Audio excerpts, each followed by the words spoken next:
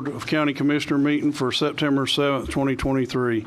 This time I'd like to, well, we already did the invocation and pledge. We'll do it again. Okay. Commissioner Perkins, if you do the invocation, Commissioner Mobley do the pledge. If y'all stand, please. Thank you. Let's pray. Eternal wise Father God, we come, dear God. Thank you for all that you've done and doing right now. We thank you, God, for the love that you're showing upon us, dear God. You care for us through this storm. We thank you, God, for bringing us together, dear God. And we're here in this place, dear God, that to see out the function of this county.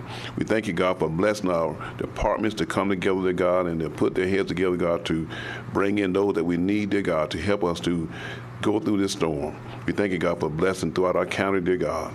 Pray, oh God, you continue to bless us, oh God, that we shall go forth and to complete the mission and to come together, God, to be back, build back stronger. In Christ we pray. Amen. Amen.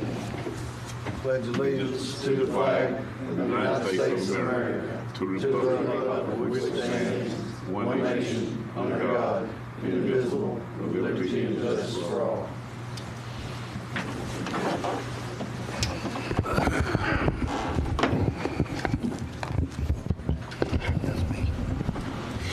Start with item number 1, approval of minutes for the August 15th, 2023 regular board meeting, August 15th special called meeting, and August 23rd professional engineering service tabulation meeting. Is there any discussion, or do I have a motion to approve? Any corrections? Mr. Chairman. Commissioner Perkins? There was just one thing on page 371 that at the bottom said piggyback off the school board. It says contact. Should that be contract? Yes. Yes, Right sir. here, It page should. 371. That says piggyback off the school board's contract. Okay, other than that, that's all I've seen.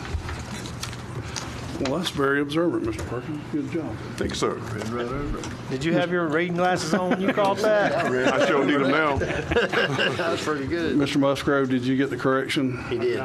Thank you. Mr. Chairman, with that, I offer a motion to approve. Motion by Commissioner Hale. Second. Second by Commissioner Perkins. All in favor, aye. Aye. All opposed, same sign. Motion carries 5-0. We're going to do a little different today. We're going to skip over the consent agenda for now and move into the financial audit for fiscal year 2021-2022. Mr. Brad Hoff, am I saying that right, Brad?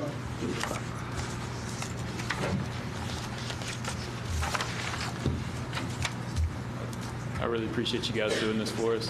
I know that you, with everything going on, you guys have a lot more to get to and everything like that, so I'm going to try to make it brief. I have my reports over here that we'll get to you guys, and they have a little slideshow that you all can take a look at, because these are pretty big reports, so I figure you'll want to see that. Yeah, let's get out there. Yeah, that's fine. Just give us a second here and we'll get it squared away. Thank you, sir. Thank you. Sure.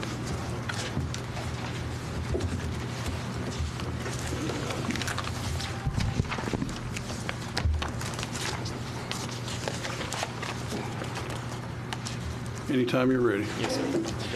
Okay. So what you have before you is the financial statements that have been prepared. Just a few highlights in those. Will be on pages 8 to 10. That's the auditor's report. Basically, that states that we've conducted a full financial audit of the county, which includes the board and each of the 5 constitutional officers. The audit was conducted in accordance with applicable standards. That would be financial accounting standards, governmental accounting standards, state single audit, and federal single audit as well. The goal of an audit is to receive an unmodified or clean opinion on the financial statements. Basically, that means that what you have before you is reliable. And if you look in the second paragraph, page 8, we have given an unmodified opinion, meaning that if somebody's making a decision based on these financial statements, that they have the highest level of assurance from us that they are reliable. This is a good reflection on the quality of the financial records and internal control procedures of both the board and its constitutional officers. Pages 11 through 18 of your report are the management's discussion and analysis. This basically gives a context for the rest of the financial statements, but because it's based on the financial statements that are behind it, I would encourage you guys to read that at a later date, and it'll give more context for what we're talking about here. Moving on to page 23 of the financial report. This is the governmental funds balance sheet. Okay.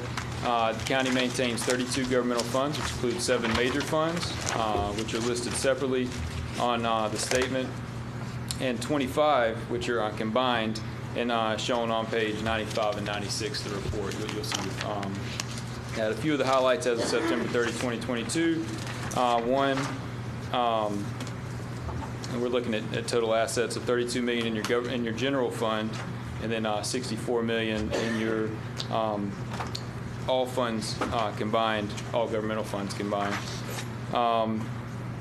What you want to highlight, what we want to highlight there is your unassigned fund balance. Okay, that your fund balance is basically the net of your assets less the liabilities of which people owe you. That net is your fund balance. What I want to highlight is your unassigned fund balance. That's what you have that can freely satisfy all other obligations. We generally look at basically the operating expenses that you've had and compare that to the unassigned fund balance. So your operating expenses for this past year, if you spent the same way that you did in this past year, you would have you'd be able to cover about 10 months of those expenses. What we like to see is generally about 4 to 5 months, though, so that shows that you're in good shape with regards to that. We don't do that for the total governmental funds because there's so much specificity with that. It probably would not be a very reliable metric. So, but as far as your general fund goes, that's what that looks like. Moving on to page 24, that's going to be your statement of revenues, expenses, and changes in fund balance. This measures basically your activities. You'll look at this, and you'll notice that in your general fund that there was a loss there, but you see your revenues over your expenditures. You had a $7 million gain there, and the loss is basically transferring out, or a loss. It's a reduction in fund balance, but that's transfers to other funds to fund that. Moving on down, you have your page 26 through 30. That's your proprietary funds, your enterprise funds. The county maintains the following enterprise funds: one for solid waste collection, one for solid waste disposal, one for the water plant. These are run more like a business as opposed to a government, whereby you charge fees for services and then pay out of that. If you look on your statement of net position, that's basically your balance sheet, has your assets and your liabilities, and your statement of and your net position there. You'll notice you have about $7 million in assets between the 3 funds, and then you look at your net position, which is down at the bottom of the page. Your unrestricted net position for your solid waste collection, you show a negative there. The reason for that is because there's a heavy investment in capital assets. And so, and in projects and everything like that. So that's something we can normally see. You look at your solid waste disposal. You have your unrestricted fund balance of about $1.4 million, and then your water plant, you have an unrestricted fund balance of about $140,000. And then we ran the same metric for each one of those. Obviously, your solid waste disposal and water plant, if you spent the same way that you guys spent this year for your operating expenses, you're well over a year covering those. And then, of course, like I said, the solid waste, you don't have any unrestricted there because it's all tied up in machinery and equipment and projects, as it were. Moving on to the statement of revenues, expenses, and changes in that position. That's on page 28. You look at your operating income, and you see this a lot. The operating income's pretty low. That's you're spending more than you're taking in, but that's your utilities are floated by other funds and transfers. So you'll notice that your change in that position, you actually increased. It's like an increase in net income overall because it transfers in from other areas. Your water plant, you'll notice that non-operating revenue and transfer line of about $2.3 million. That's primarily grants that you guys have for projects. Pages 50 and 51, moving on to capital assets. You can see your governmental activities. You had about $164 million in capital assets. You see a lot of that in infrastructure. That's that first column there.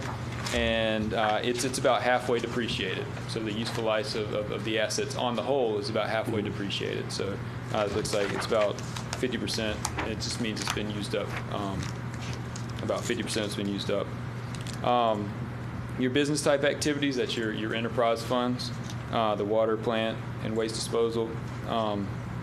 You have about $16 million in assets, you have $16 million in assets there, and that's a little less than about halfway used up. Depreciation there is only about $7 million.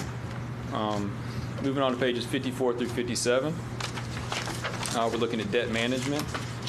During the year, for governmental activities, that's your general fund and general operations, your governmental activities debt increased by about $11 million. Now that can be somewhat misleading because it has to do with the FRS and the pension with the state, which is actuarially determined based on how the markets move and how much will be needed from you guys to float that into the future and everything like that. When the markets perform poorly, your liability is going to go up because it's going to require more out of you guys. But that can change with the markets as well. So not anything operationally you can do about that.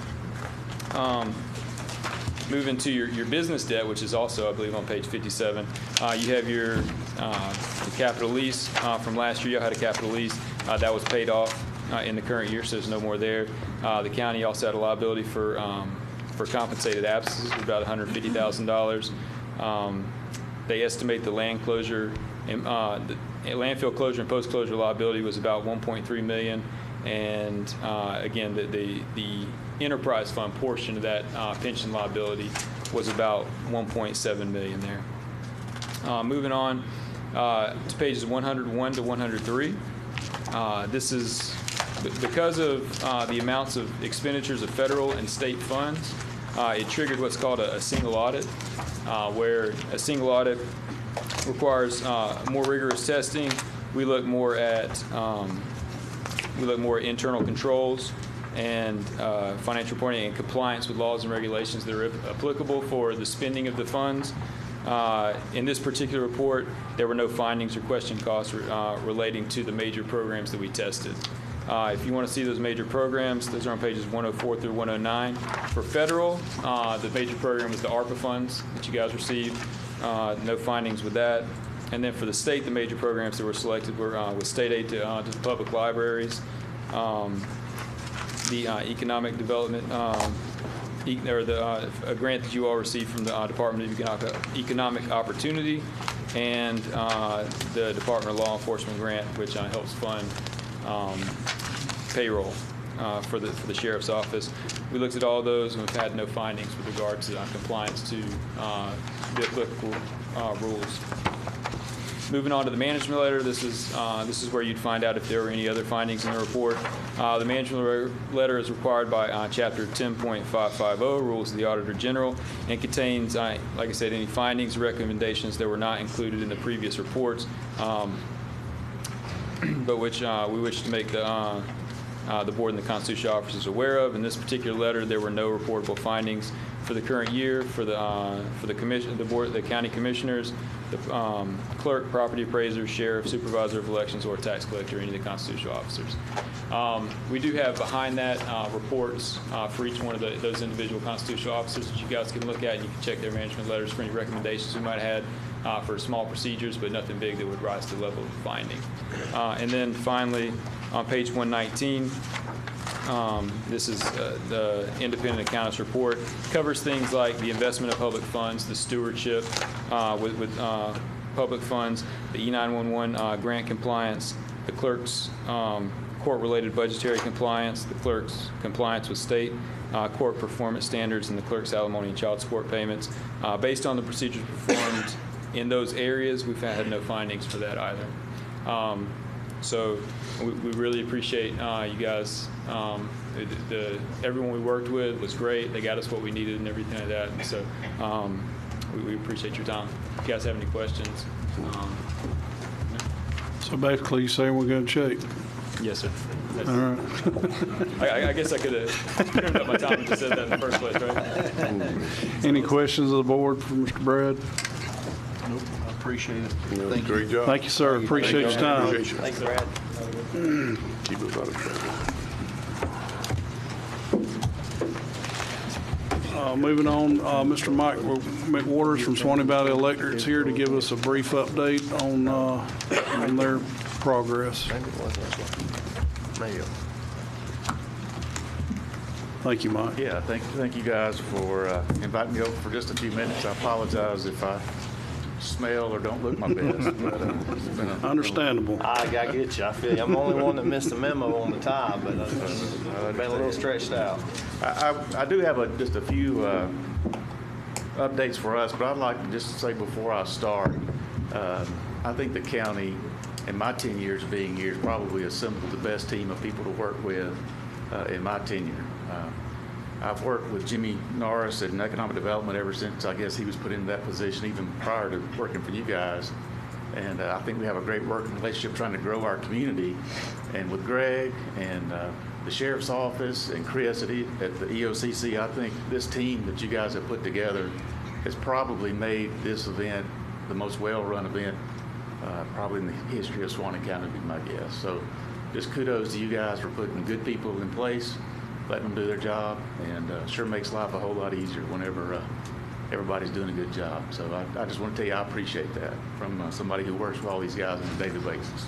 Thank you. Thank you, sir. We appreciate y'all. Yes, sir. Just want to let you know, now these are all ballpark rough numbers, so don't hold me to any of them.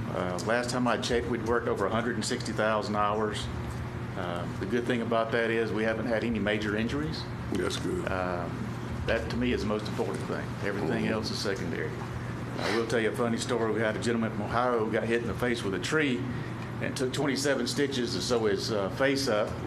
And he called the guy that he was working with, and he said, if you'll give me just enough time to go by Walgreens and get my prescription filled, I'll be back on the job. So, if we could borrow some more of those people, we'd all be okay. But fortunately, he had his PPE on, he had his safety glasses on, and it busted his face up pretty bad. But other than that, he's going to be fine. Yeah. Last poll count, we have broken poles. We're at 1,374 broken poles.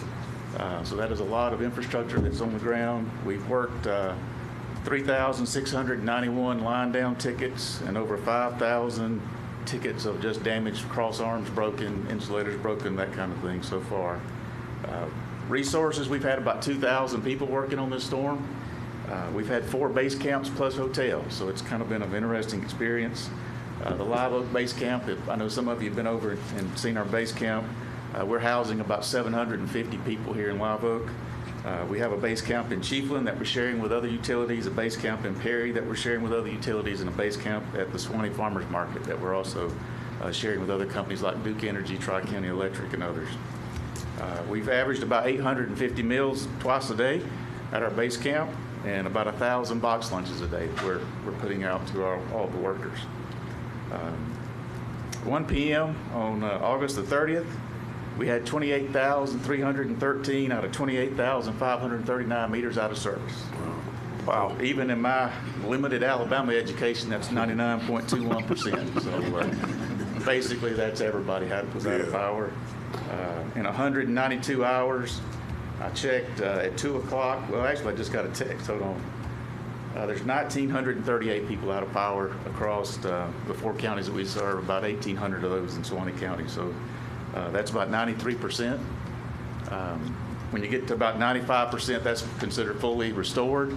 I know we have usually about 5% of the people who can't receive service because of broken weather heads, meter bases are damaged.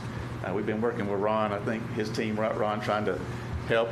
If you know anything about supply chain lately, meter bases are hard to buy. Yes, sir. And they're hard to come by, so I think we've been working with Ron's team trying to figure out that number and see if we can't get people some help. And as soon as they get their stuff restored, then we'll be out there to connect their account. So I think that's kind of where we are. The big thing I guess I can add, again, this is very, very ballpark. It looks like that our damage assessment is going to be over $50 million to us. And I know that's important to you guys because it helps you with FEMA. And so I'm guessing it's going to be in excess of $50 million for this storm for us. So It's crazy. I think that's all kind of the top level stuff. I'll be glad to answer any questions. Again, just I know it's been a long 8 days, and I know you guys have had a lot of people working as well as our folks have, and we're trying our best to get everybody restored as quickly as possible, as safely as possible, and just continue to ask those people who don't have service to be patient. We're going to get there. There's a process, and again, it just takes a little time sometimes at the end, because now we're down to the one person down there, and there's 25 trees between here and there to get there. So that's kind of where we are. So any questions? I'll be glad to. I just want to say great job. I mean, that's when I first seen it, I thought, man, we're going to be out of power for a while.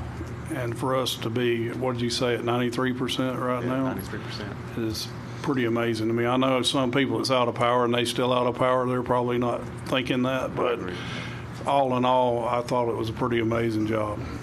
And hats off to you guys. So we've had a lot of help. So. Yep, Mr. Chairman. Commissioner Lee. I would just echo that, Mike. I mean, you and your team have done fantastic, in my opinion. And like the chairman said, I'm sure that there's some folks out there that would disagree with that. But 93% in 8 days, and to see the tags of the companies and the guys that left their families to come help us. And I know they're compensated for that too, but they don't have to sign up to come help. So it was I know I'm the guys that worked on my house and the line that feeds my house, it was down with trees across it. They were from Nebraska. Super nice guys, just happy to be helping. Yeah. So I just want you to go back and thank all of them for us as well. Absolutely. I will say, as a point of pride too, every one of those workers have told us how nice the people of Suwannee County have been. Nobody's been out chewing on them or fussing at them, and they've cooked dinner for them, they fed them. My kids, happy to see them. My kids carried them a bag of frozen boiled peanuts, and they were like, "What is this?" No idea what they were. So, and I wish I could saw them the next day to see if they liked them or not, but I'm sure that they did. But they were excited to try them. Yeah, we had grits for breakfast most every morning, and one of the guys said he'd never eaten grits, and he was going to try a grit. And I said, "Well, you can't just try a grit." Mr. Chairman. Yes, sir, Commissioner Perkins. Mr. Bankwater, we thank you for all your service you've done. I mean, I know it's a hard task to take on.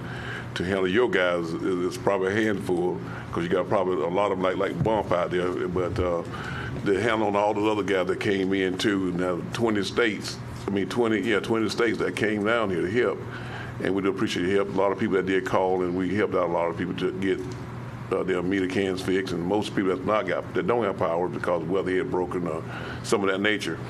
I would say this too, I had to call around getting boxes, panel meter cans. I did find about 40 something over there to Alachua and City Electric to have those over there. Okay. Awesome. Well, like I said, it takes a lot of people to make it work, and the great thing we've been able to, Greg and the sheriff's team and everybody, I don't want to mention names because I'll start forgetting people, but everybody's worked together. I think it's been a great show of support across the community. Well, and if you hadn't been to the EOC and out to y'all's place and to see the amount of people and equipment and coordination that all of that takes is just amazing to me that we're even close.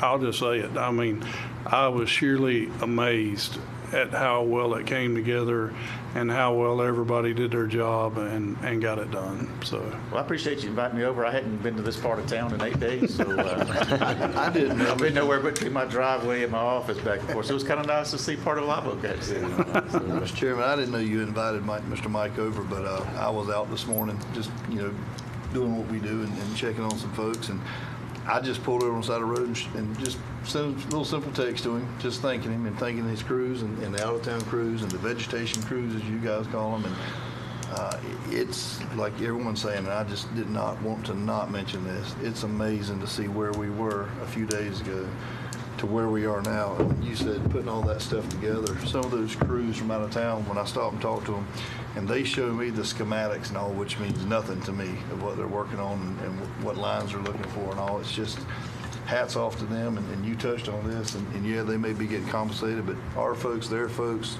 everyone, their families, the sacrifices they make for them to come down here and to put us back on the map, it means a lot. Thank you, Chairman.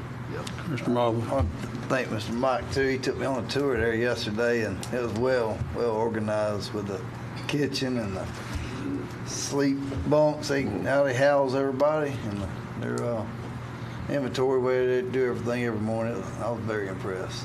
Yeah. Well-oiled machine. Yep, truly is.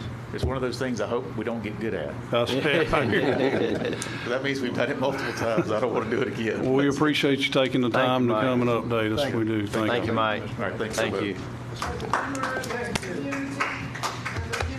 Community, I want to say thank you very much for all of us, and I think you deserve a big round of applause.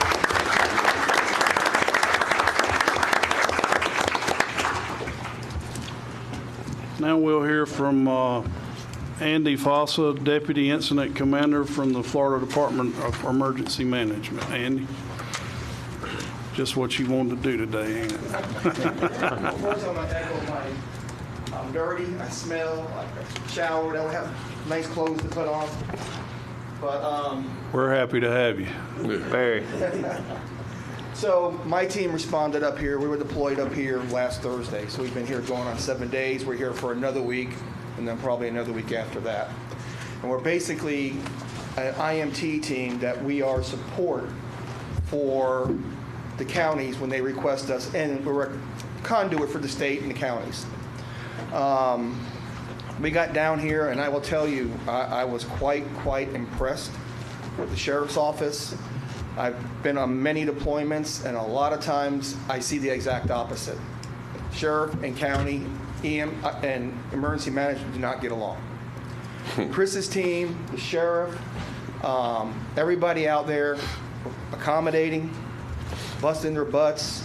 Chris is a very good man and makes some very sound judgments and calls. And I like his style. So I went underneath him as a deputy IC. And he asked me to come here today because we're all busy. There's no stopping.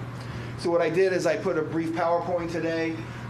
This introduction, I told you who I am, the pod burn rates, how much supplies that we are going through every day to the citizens, whether it be water, ice, food, MREs or tarps. Assisting agencies, when you see this list, it is unbelievable of the amount of resources that were not dumped only here in Suwannee County, but the whole area surrounding. I'll give you a summary, and then I'm more than willing to entertain questions till dinner time. That's a cutoff point. So basically our burn rates over the past 3 days, this is the daily burn rate. We're giving 30 pallets of water away, which is about a semi-truck full, a reefer truck full. 20 pallets a day of MREs. Ice is about 6 pallets, and tarps are 2 pallets. And by the way, you got 10,000 additional tarps at the Coliseum now, just sitting there for you guys. 800 vehicles and homes are served today from different locations. We also got with the National Guard and the areas that people could not get out of, we went into and brought them ice, water, and all that kind of stuff. The fairgrounds have the remaining supplies. The state has taken the stance now that they are not going to support the pod missions any longer. So basically, we closed the pods today, but now we call them comfort stations. So there's still supplies out there. There's the water, there's the MREs, there's the reefer truck with the ice, and it's pretty much a self-serve type site now. We do have 2 mass feeding locations, one at Hatch Park and one at Dowling. We are still hands-on there. We are slowly, I can't say slowly, we have transitioned from response to recovery. I declared that last night because we've done everything we could done looking for people. The county needs to start getting back to normalcy. And if we remain to keep the comfort stations open and the pods open, it becomes a crutch. And when you see the same blue pickup truck drive through the line 16 times in one day, we know there's something up. So, but we want to get the citizens back to normal, get their lives back in order. The schools are open. The kids are finally back to school. I'm sure they were excited. But it's that point. Total, we put in 325 missions on behalf of the county. And it could have ranged from anywhere from a box of paper clips to grappling trucks. We ordered a lot. Right now we have 4 comfort stations still open. We have 18 bathroom trailers throughout the county. We have 12 shower trailers, 12 bunk trailers, 6 washing and drying stations, and the 8 ice trailers that we have out. Those are remaining out. As we start to consolidate the comfort stations, those assets will start going away.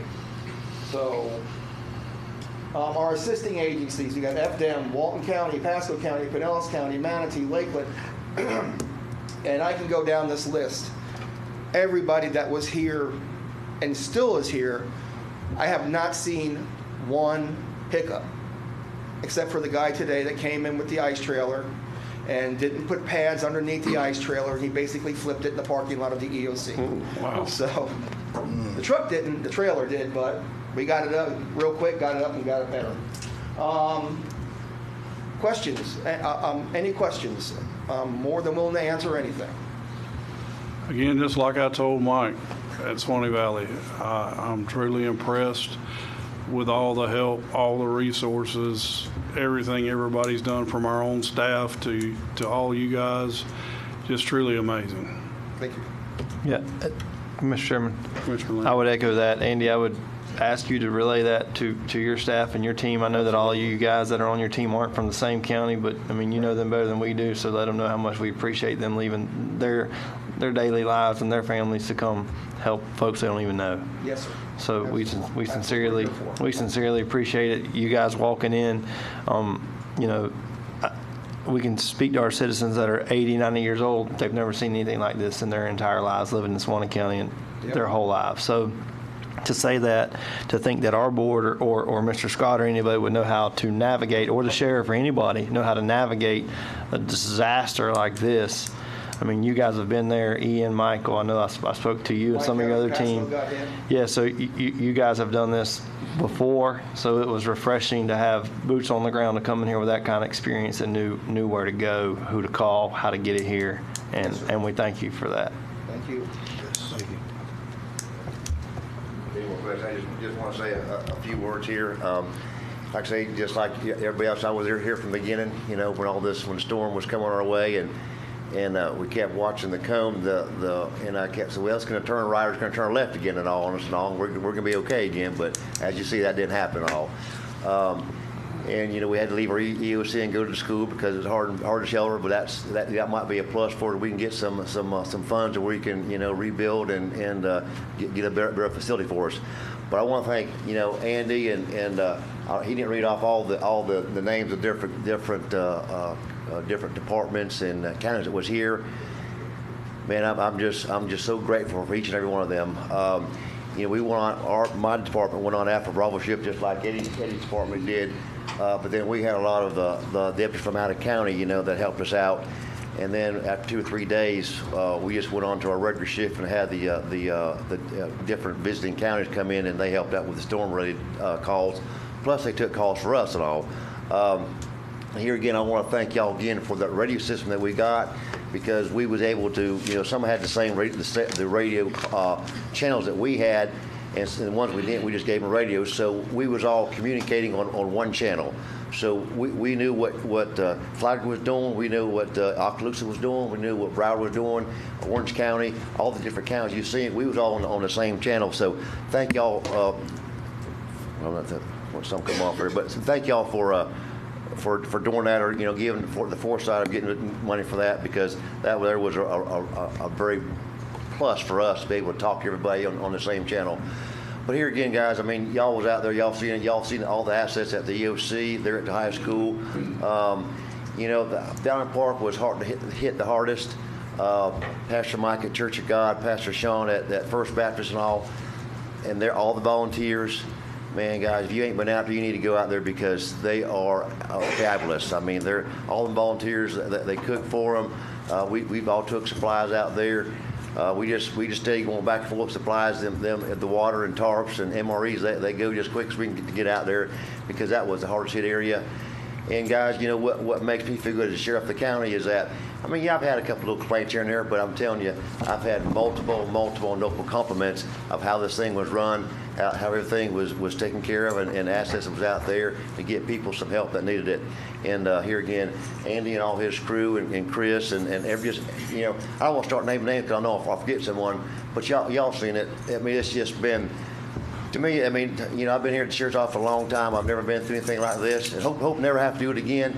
But you know, everything has went down. I'm very proud of the sheriff's office, the fire department, the police department, everybody in all the departments involved.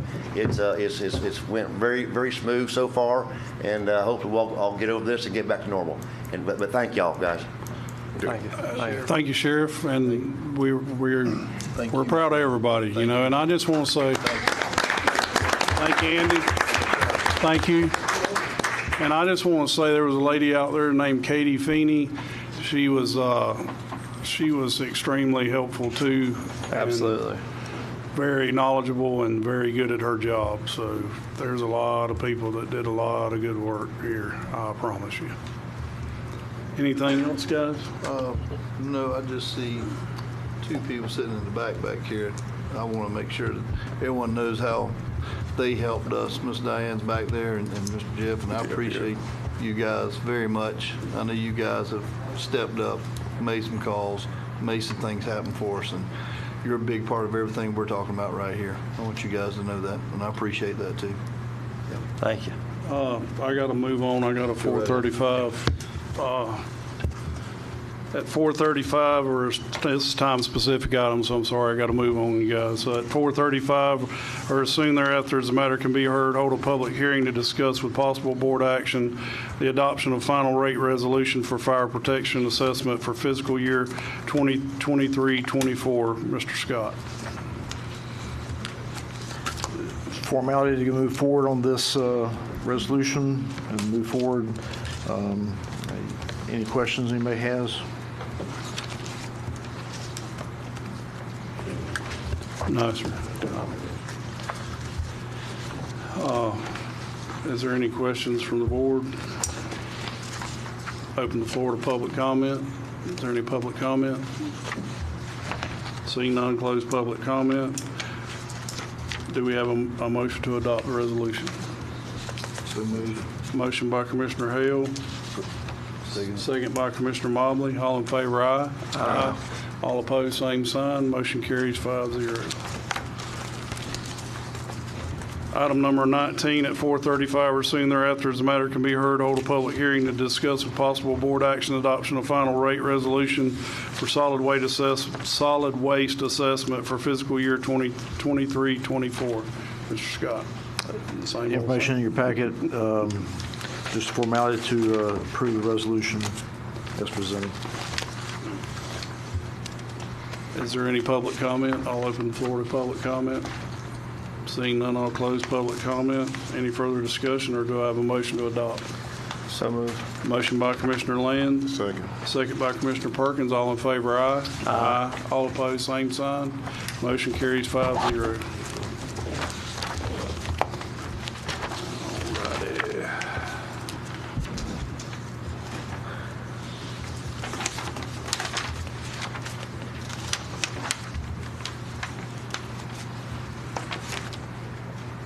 Move back to the consent agenda.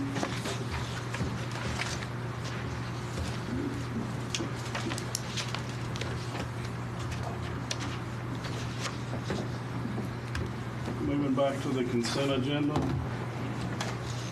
I have item number 7 pulled by Mr. Hancock.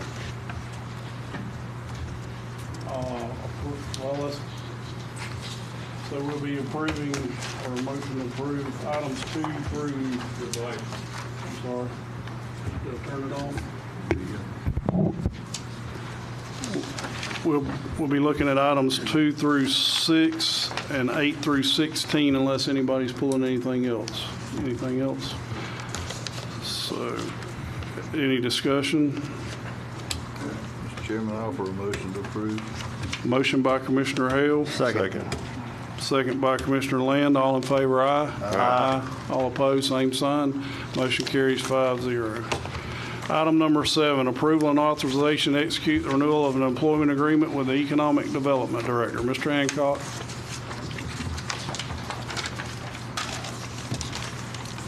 Bo Hancock, Wiggins Road. A couple of questions first. The 50 cents an hour, is that a cost of living raise or is that just a pay raise, hourly pay raise? What was the I mean, question? it's semantics now.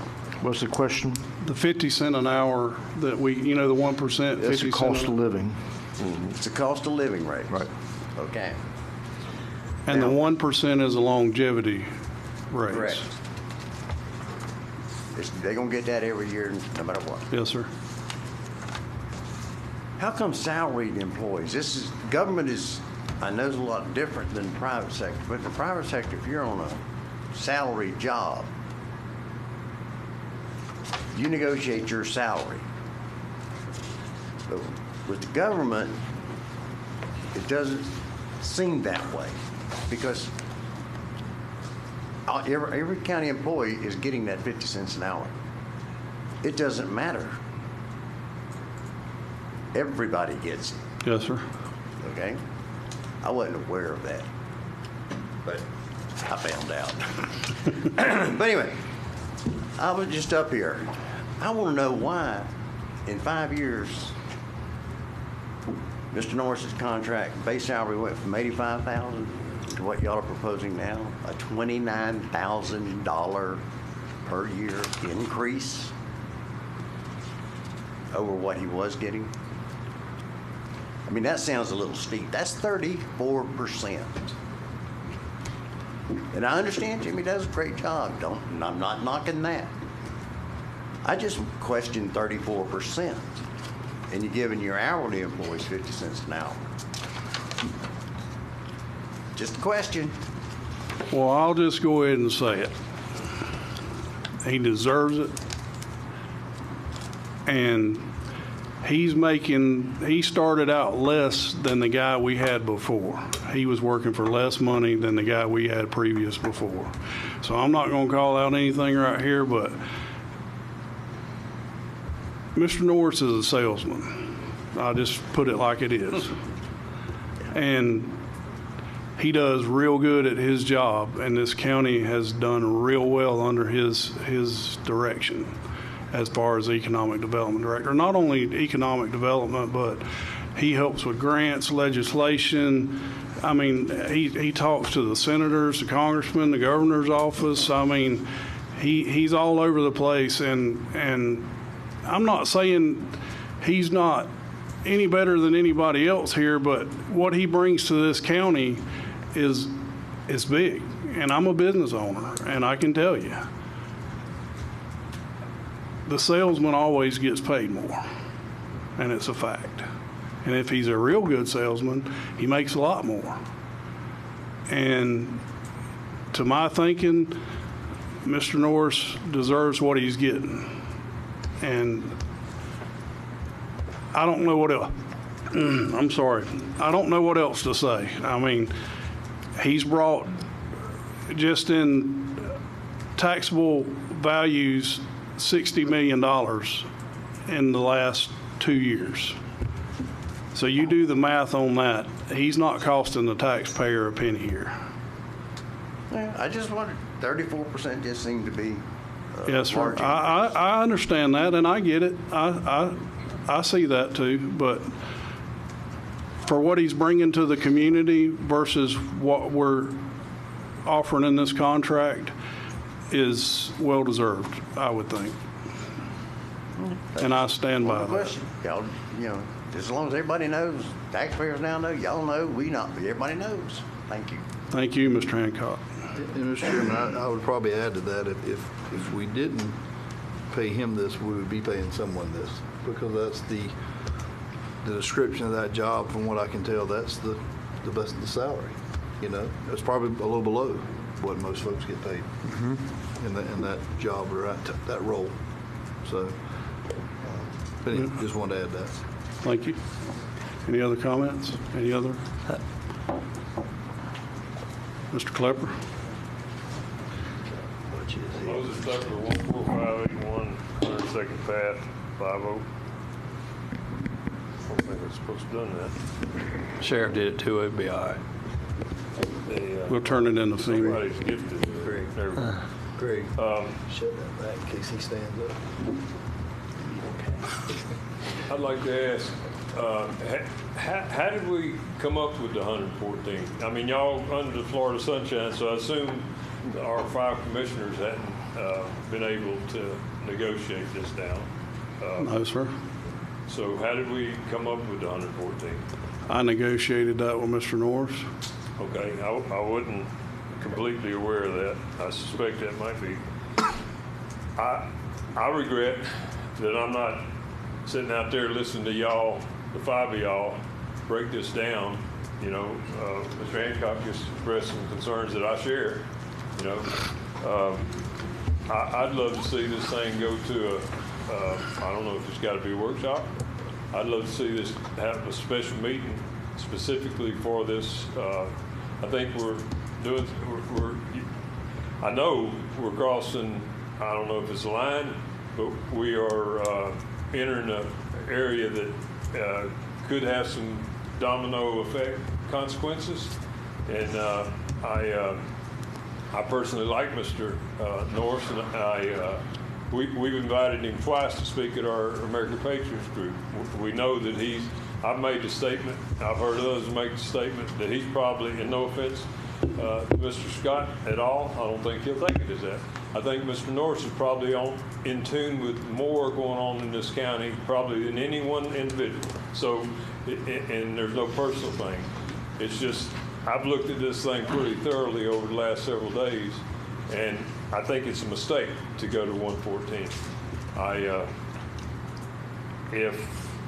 If y'all not gonna do a special call meeting and have more discussion about this, then I'm gonna discuss some things that I've discovered in the last several days looking at this. Are y'all planning on making a decision tonight? Yes, sir. Okay, then, well, as Mr. Hancock said, he come in at 85,000. All right, he doesn't have any prior experience. He worked at the council, you know. So and he's got life experience. He's a good salesman. He has accomplished that. Some of my argument has been that a lot of the stuff that's come here would come there with Jimmy Norris or not. Has he made that a lot more get here quicker and all? Absolutely. I was going to admit that. All right. The thing is, we're talking about 114. He started at 85. According to the way it was set up with 1% and 50 cents, in 5 years, he would be at the 114. So what we're in effect doing is skipping 5 years under the original contract, the way that would have progressed. If we start him at 114, hopefully on January 1st, not now. That's another point. I see no need. He will start at the fiscal year of October 1st. His previous contract was January 1st. I believe it's through, excuse me, Adam, when does his contract start? I have it right here. The contract's going to start per the language of the new contract. I'm talking about the present contract. It was to renew on January 1st, right. 2024. If this were enacted, it will supersede it and go on. Right, of course. I'm just saying I don't see the need for circumventing that contract and costing the taxpayers another $6,000 to $8,000. But anyway, if we put him at 114 tonight, all right, at the end of 5 years he'd be at 125. If he continues on the path it was on, which isn't what I was going to recommend, if we had a special meeting, I would have recommended something differently. But if we stayed on where we were at, he's at 96, 94 now. At the end of this 5 years, instead of being at 125, which he will be if y'all start him at 114, he would be at 105 at the end of 5 years. I called her, y'all saying, or me hearing he's worth it. I called around, which I found, we're at 45,000 in population in our county. So I was looking for 5 or 6. I found 5 that was between 40,000 and 48,000 in population. 3 of those counties, and all of them in Florida, of course, 3 of those counties sub out the economic development, and I wasn't over the phone able to find out what the county outlay was.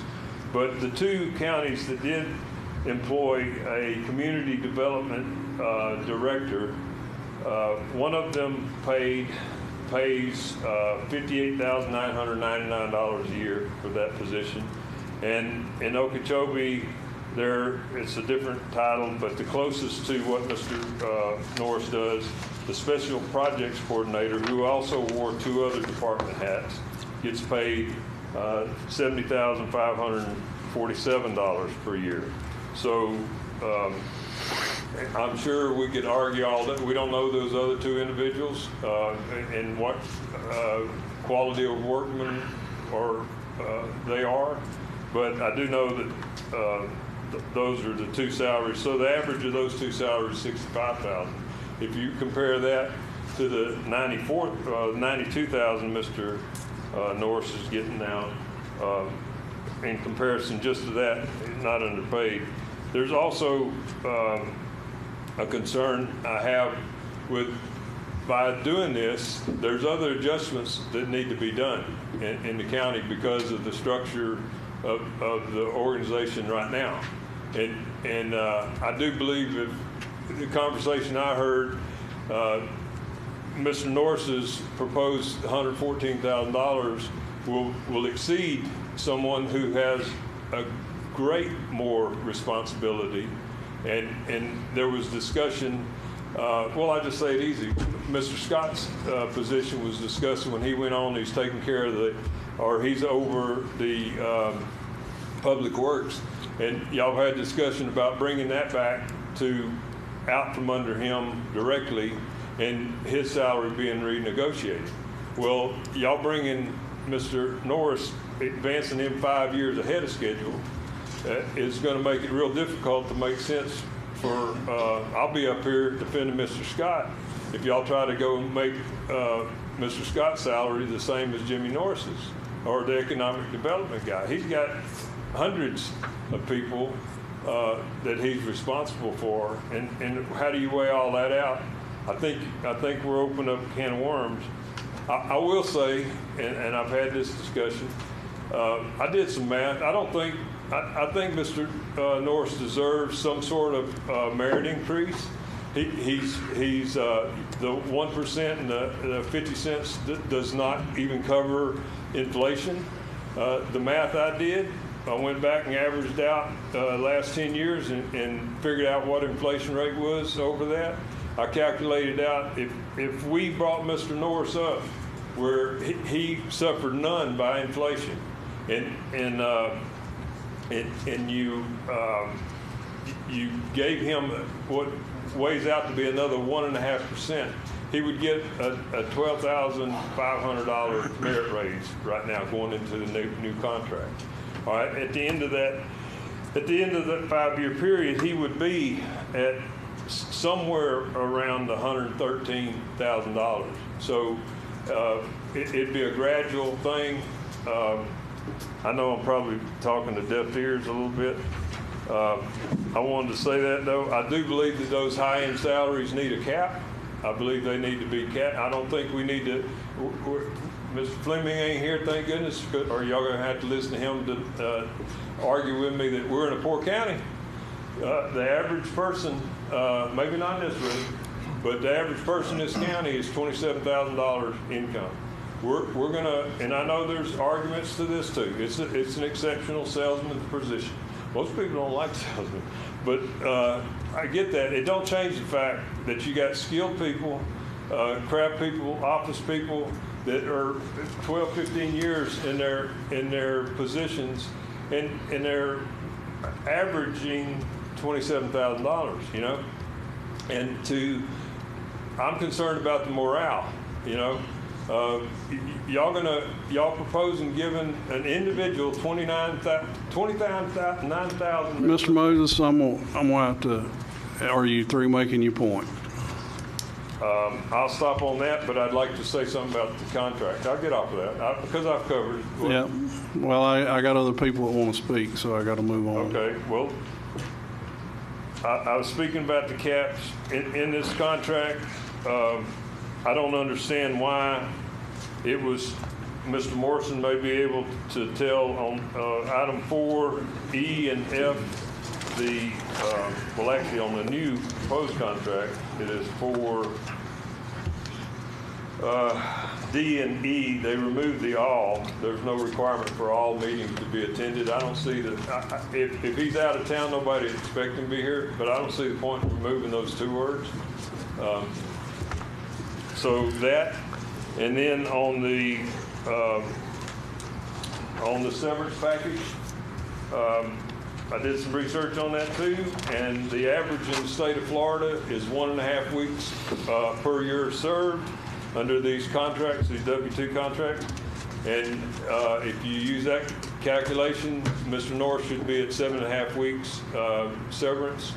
And of course, I would think you'd put in there with he gaining a week and a half every year. So that's it.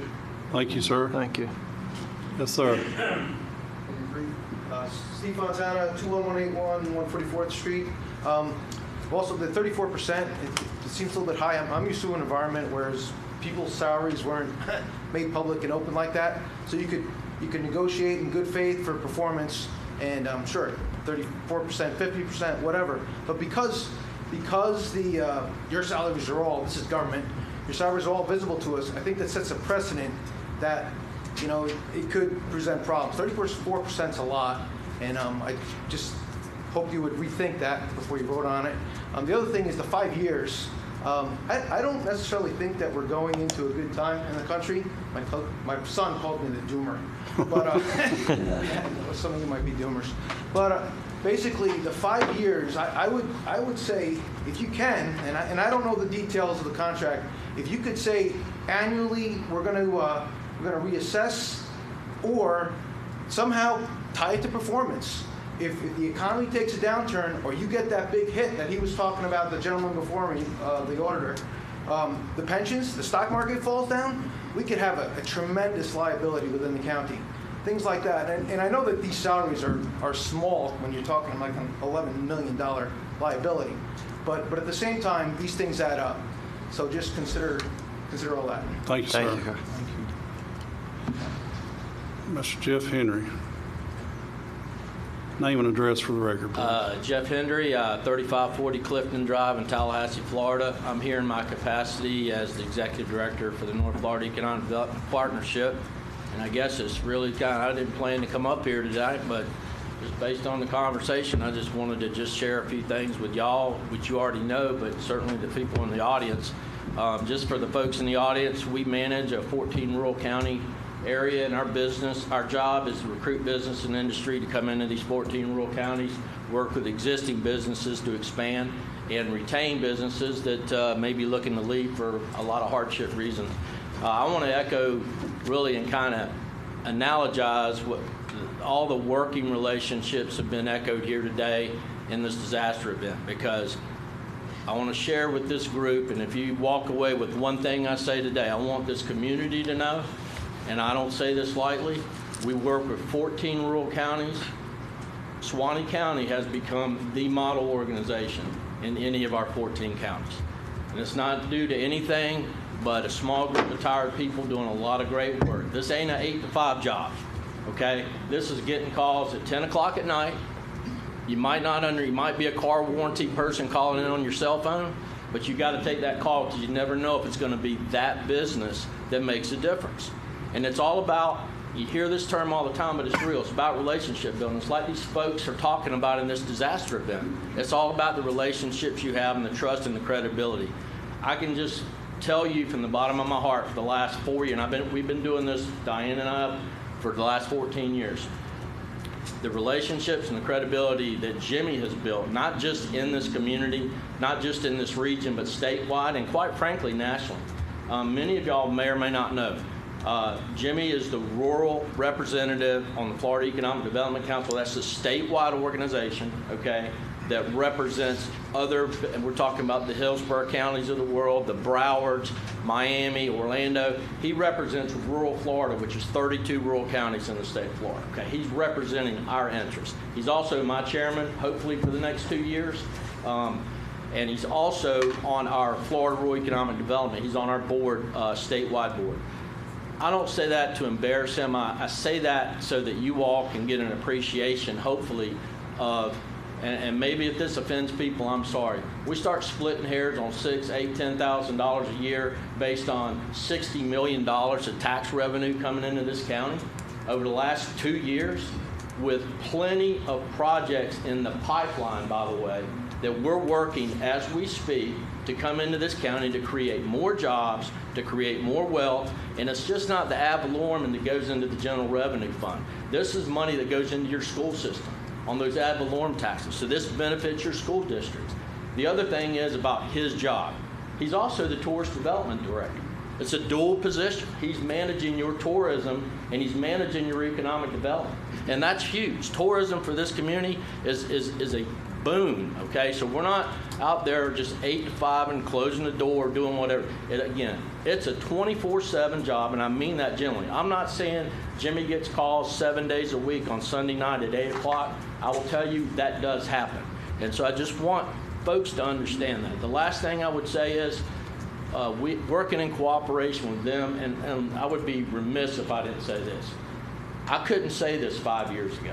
This county commission that you have is probably regarded, I know in our region, as some of the most progressive folks when it comes to recruiting business and industry and their willingness to do things because they see the return on investment, okay? They see we may have to give a tax abatement. We might buy public property so we can get $10 million from the state of Florida to build a wastewater treatment plant, because you're not going to get that money if you don't publicly own that land.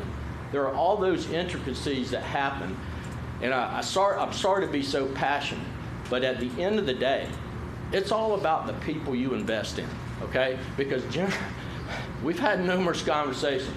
He's an extremely loyal person. He loves this county, and trust me, there are people reaching out to him to go other places. I'm not saying you're in a bidding war. What I am telling you is you have a guy that's dedicated to this county. He understands it up and down. He works with us all the time with regard to not only recruiting business and industry, but getting the investment from the state. And the last thing I would say is, you hear this term economic development, and what does it mean? Well, y'all know about Vanderholt's out there, and they're going through a major expansion coming up. And people say, well, yeah, what's the impact? You hear all these statistical numbers. I wish for 1 month that everybody that works out at that plant got paid with a $2 bill and was pink, okay? If they made $1,000 a week, let's just pull it off the top of my head, and they had that paid in $2 bills, you'd see that money circulating in your entire city, county, throughout this region, and you'd understand what that real economic impact is. So I don't have a dog in this hunt other than I'm selfish about working with great people. You have the leading rural economic development organization in our region right now, okay? And it's due to this commission, but it's also due to Jimmy. I have to recognize Carissa, because we can't get a hold of Jimmy. We talked to Carissa, and she tracks him down for us.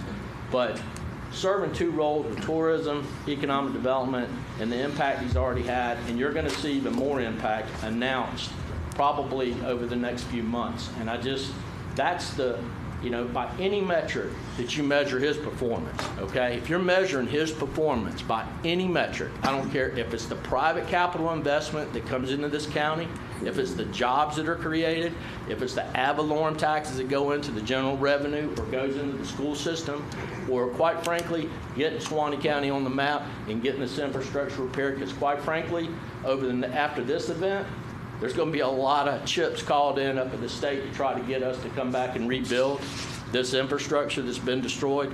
it'll go a long way having somebody like that that's built relationships at the state and federal level that'll get you at the front of the line. So thank you, appreciate it. Didn't expect to talk like this, but thanks for having me and giving me a few minutes. Thank you, Jeff. Thank you. Thank you. Mr. Ron? Ron Meeks, 18105, County Road 132. I'll speak in my professional position. I'll also speak as a taxpayer in Suwannee County. Lifelong resident, born and raised here in Suwannee County. Been a county employee for 26 years. Everybody in this room knows what I do for my job. I probably work closer than anyone in this room, Mr. Norris, when it comes to economic development. I don't think that I have to try to convince this commission what Mr. Norris brings to the table. I know that lots been said about $114,000, but when Mr. Norris took the position, he didn't take the position at what the former economic development director was making. And I believe the former economic development director would be at or have exceeded that $114,000 by this point. Mr. Norris took a lower salary because he bet on himself.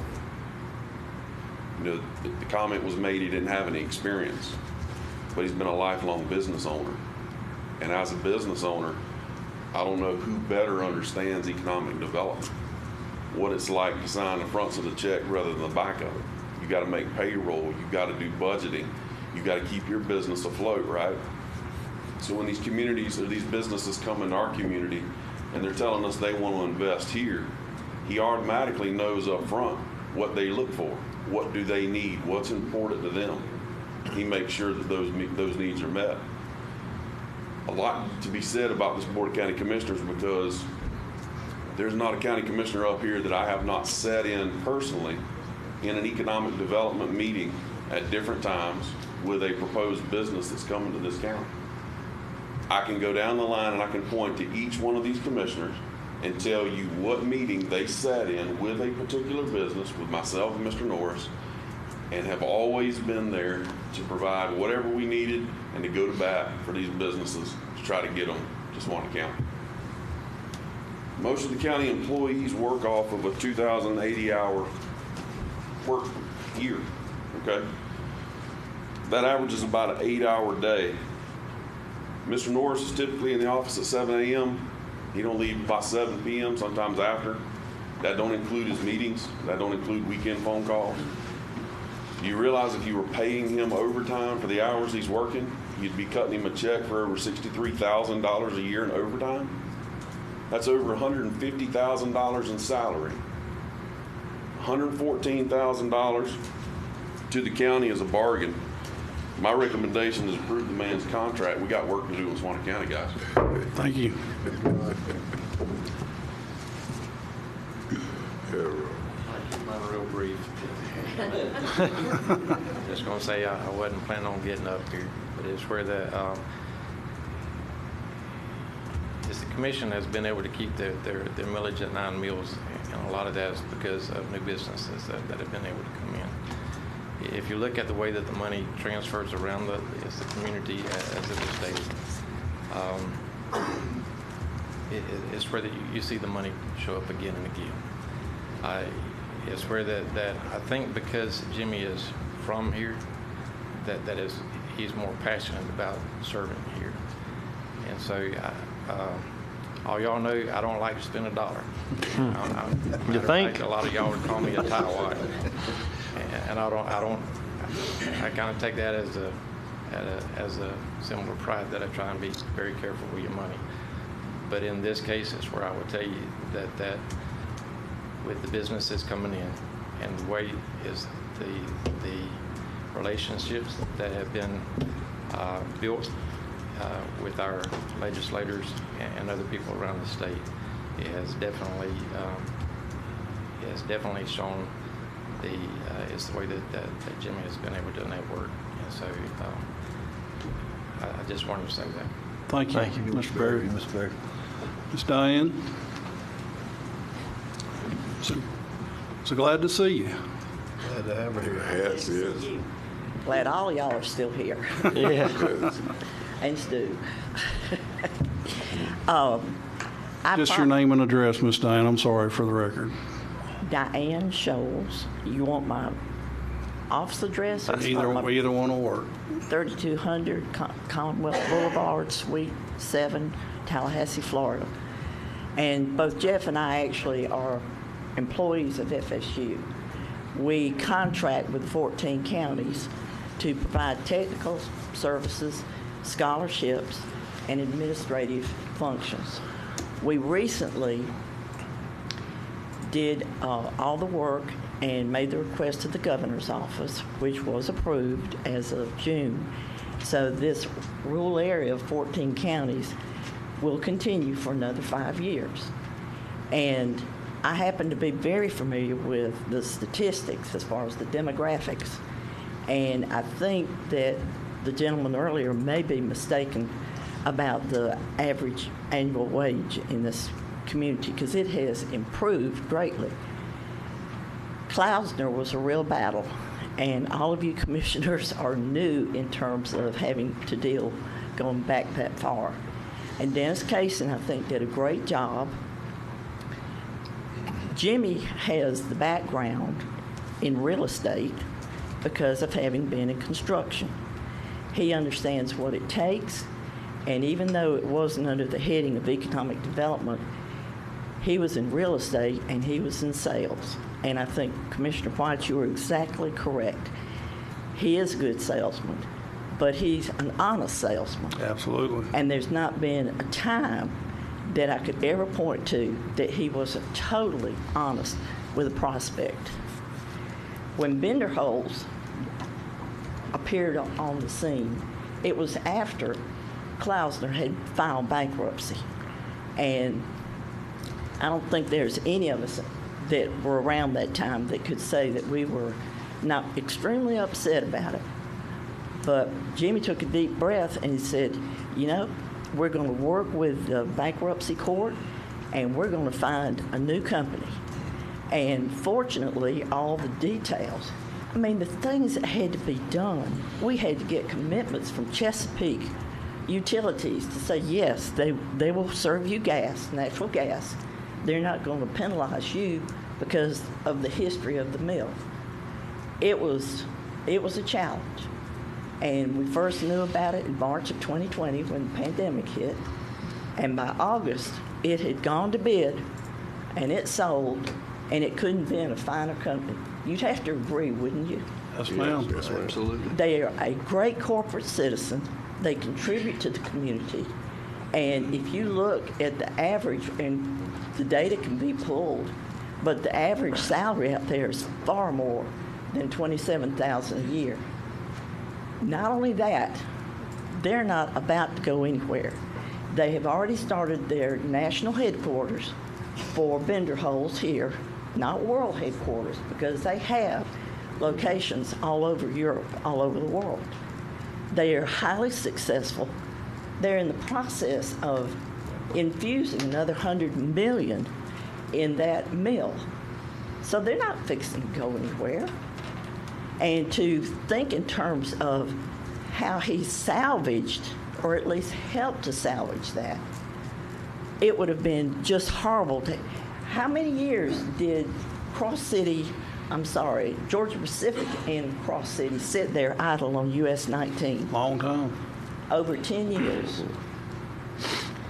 You don't want to have an asset like that mill in this community that's just sitting there deteriorating.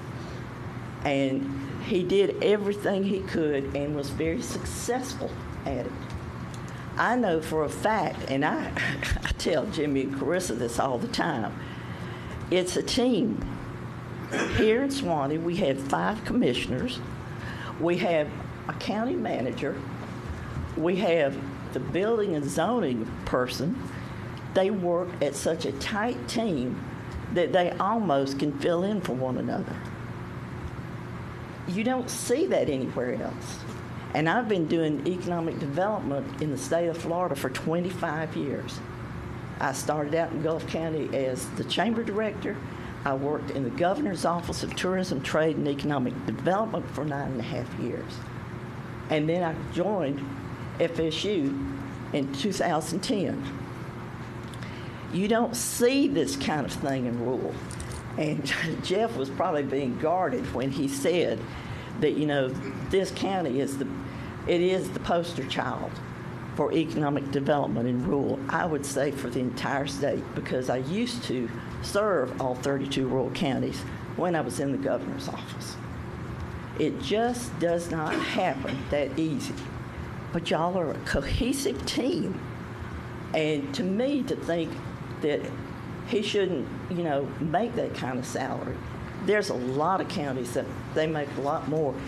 And I would have to challenge anybody to look at the past 5 years when all these projects were brought to fruition in this county and the revenue it's brought the county.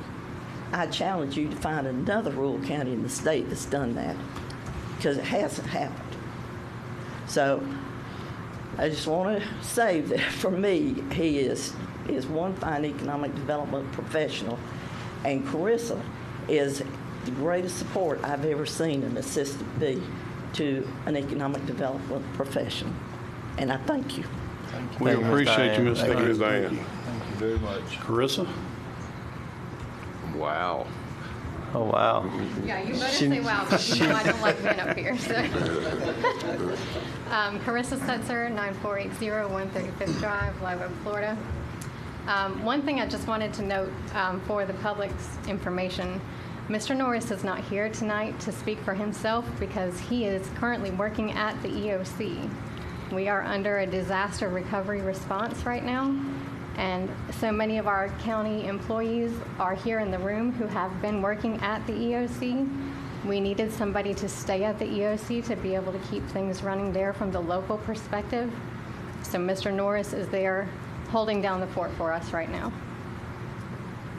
The other thing I'd like to say or ask is when there are assignments that come up that don't naturally fall into a county department that already exists, where does that get assigned?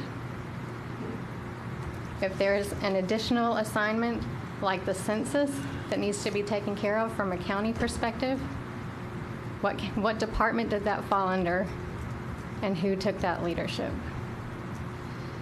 Who took the leadership for creating a broadband committee and getting the community involved, starting having the very first meeting at City Hall in Live Oak 3 years ago? And who took the job of creating a new logo for the county, which will hopefully be revealed soon? When you guys have a question about something that doesn't naturally fall into an existing county department, he's the person that you turn to, and he's the person that you lean on, and you trust him. So I just remind you about that and encourage you to approve his contract as is. Thank you. Thank you. Thank you, Carissa.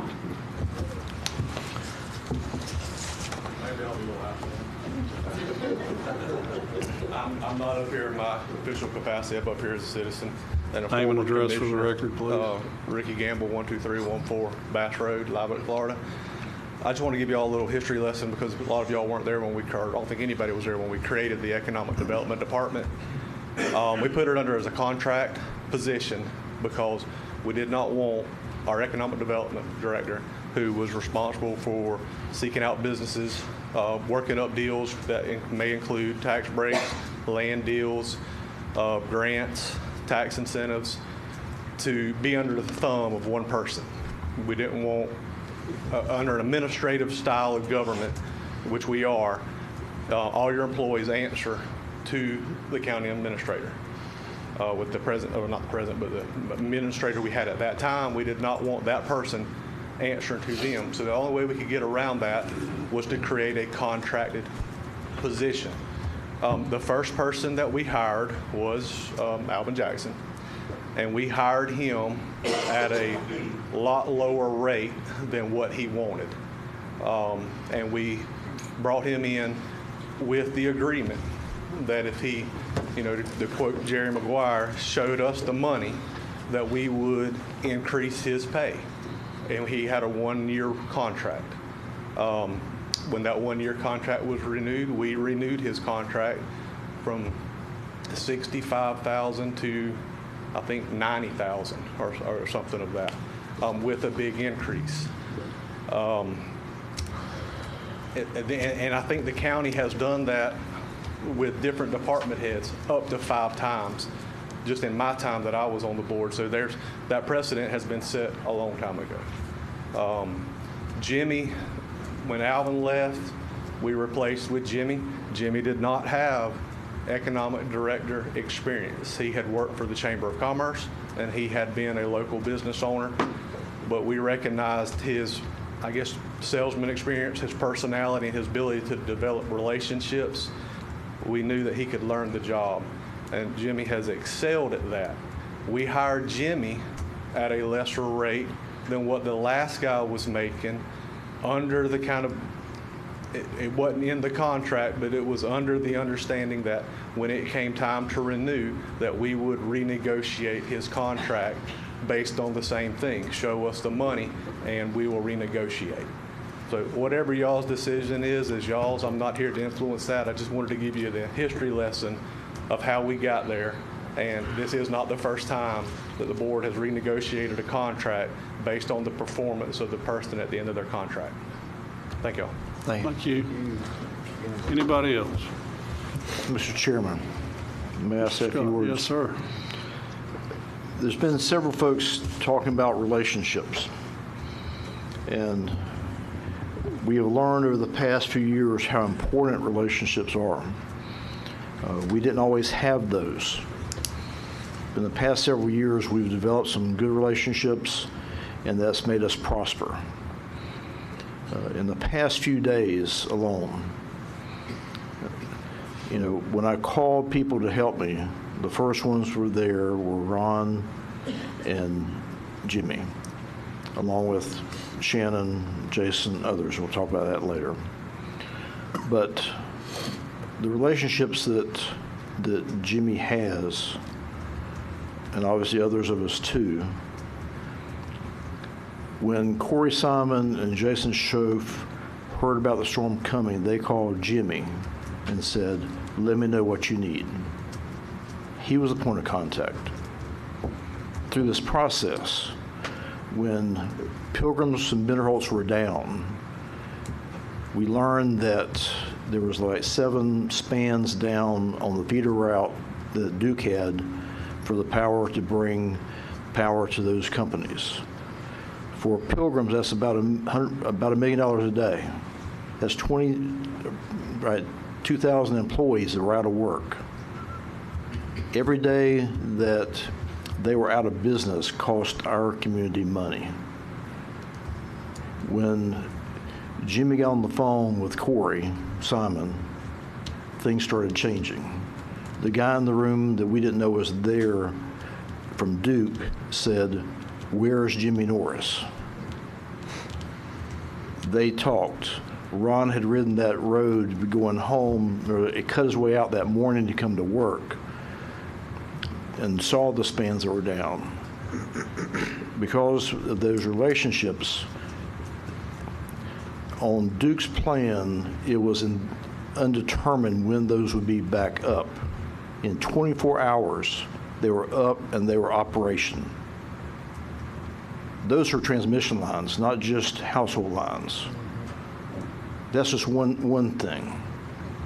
There's multiple things that happened in the EOC while we were there because of relationships we had with folks.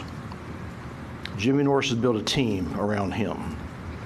We've got a team countywide now. We're making real progress. It's incredibly important to continue that success we've got right now. I make the recommendation you approve his contract. It should be higher, and I make the recommendation as the county administrator to do that. Thank you. Thank you, Mr. Scott. Any other board members? Mr. Chairman, Jimmy's man in the fort because Mr. Scott asked him to, and that's how much faith and trust he's got in him. I like the EOC under an obviously worst disaster this county's probably ever seen, but we'll talk more about that later. But you've heard all the accomplishments, you've heard the figures, you've heard the data that Mr. Scott has done in this county. But, and you've heard what Mr. Henry, and I didn't know that, of what some of our peers in other counties and how they're looking at Suwannee County. And our board here, and we all know it, all 5 of us are very economic development and producing, increasing that for our county is very important to all 5 of us. And Jimmy's a part of our team. And if you ask me, he's our quarterback of our team. And guys, you heard him say it, we're winning. I want to keep winning. I'm in support of the contract as it's written. Yep, I just, like I said before, and I didn't want it to come off like if we had to hire somebody, we just had to hire somebody and pay them that. I work with Jimmy. I sit on this board that Jeff and Miss Diane spoke of with Jimmy. I see the envy on that board of those other counties and things that he's accomplished working with us. And someone, I think maybe it was Carissa, said the same thing. It's not just what he does in that capacity daily, but it's the other things he thinks outside the box to create other avenues for us to be successful. I'm in support of it. Jimmy's been, we learned a lot going through the Bender Holtz and the Clauser thing together. I was working with Jimmy on that, and again, that was a learning curve for us all. But Miss Diane's right. He grabbed the bull by the horns on that one and didn't let go. And that could just be a ghost town out there right now. And someone said he's a good salesman and this, that, and other. He's also a relentless salesman. He doesn't give up. So I don't have a problem with it. He's done a lot. I know he's got a lot more coming through the channels right now. And what he does for us more than pays for his salary. So that's all I'll say. Mr. Perkins or Mr. Mobley? Echo what Ron was saying. Usually there ain't a morning you can't call him 6:45. He's in the office. Usually, he's dedicated and he gives his all. Mr. Perkins? Well, in my short time of being here and working with Mr. Norris, I've been knowing him being a contractor with myself, and Jimmy's not a selfish person. I noticed that being with him at Rural County, at all the other conferences we've been at, Frieder and all those, he more pushes you out front. He don't want to get out front to be the one that always in the limelight, but he's a very generous person, and a lot of folks that he knows a lot of people, and I think he have created a lot of good relationship with those like Senator Simon, as Scott has said, and Jason Schultz, representative, and he have put together that. And then go out there. I went out to the EOC and man, to see him and Ron and Carissa, and they're going through, and Jimmy can reel it off, tell you everything that you want to know, and I don't know how he compiled all that stuff into his mind, but he very active and very well rehearsed in what he's doing. I mean, it's exciting to be with these guys and to hear that, and to see how he's working with, all these people from, I'd say, from 20 states to be here, and he's being a part and know what all these people are doing. Him and I had a conversation before coming here, and I don't know, we talked there for a while about things. He just got so much on his mind, and to forsaking his own family, not being with his own family, to be here, to stay up there at that EOC and to work hard for this thing and for the county. He is for the county and for the people. So yeah, I do appreciate the thing that he's doing and the work that he's giving us. Every time you call, he's not one to share, and he will answer the call and talk to you and give you all the time that you need to talk. He'll sit and answer you. So I do appreciate him and Carissa doing what they're doing. Well, I'll tell you what. If you don't want him, I'll hire him, and I'll pay him 114. Mr. Chairman, I do know this, that we was there. I'm sorry to cut you off, but Quincy has tried their hardest to get him. Some of y'all know that Gaston County tried to get him, wanted to come up there. They were trying to make sure to get him. Behave yourself. And but anyway, he's a good man. All right, fellas, I think that we know what we got. I know what we got. I don't have a problem with it. I just need a motion to approve. Motion. Second. Motion by Commissioner Mobley, second by Commissioner Land. All in favor, aye. Aye. All opposed, same sign. Motion carries 5-0. Thank you. Mr. Chairman, it's after 5:05. Oh, I'm sorry. I'm gonna have to recess this regular board meeting. We have a time specific that we went over on for 5:05, so I'm gonna recess the regular board meeting and call to order for the tentative constitutional officer items. Any constitutionals want to speak? Mr. Baker?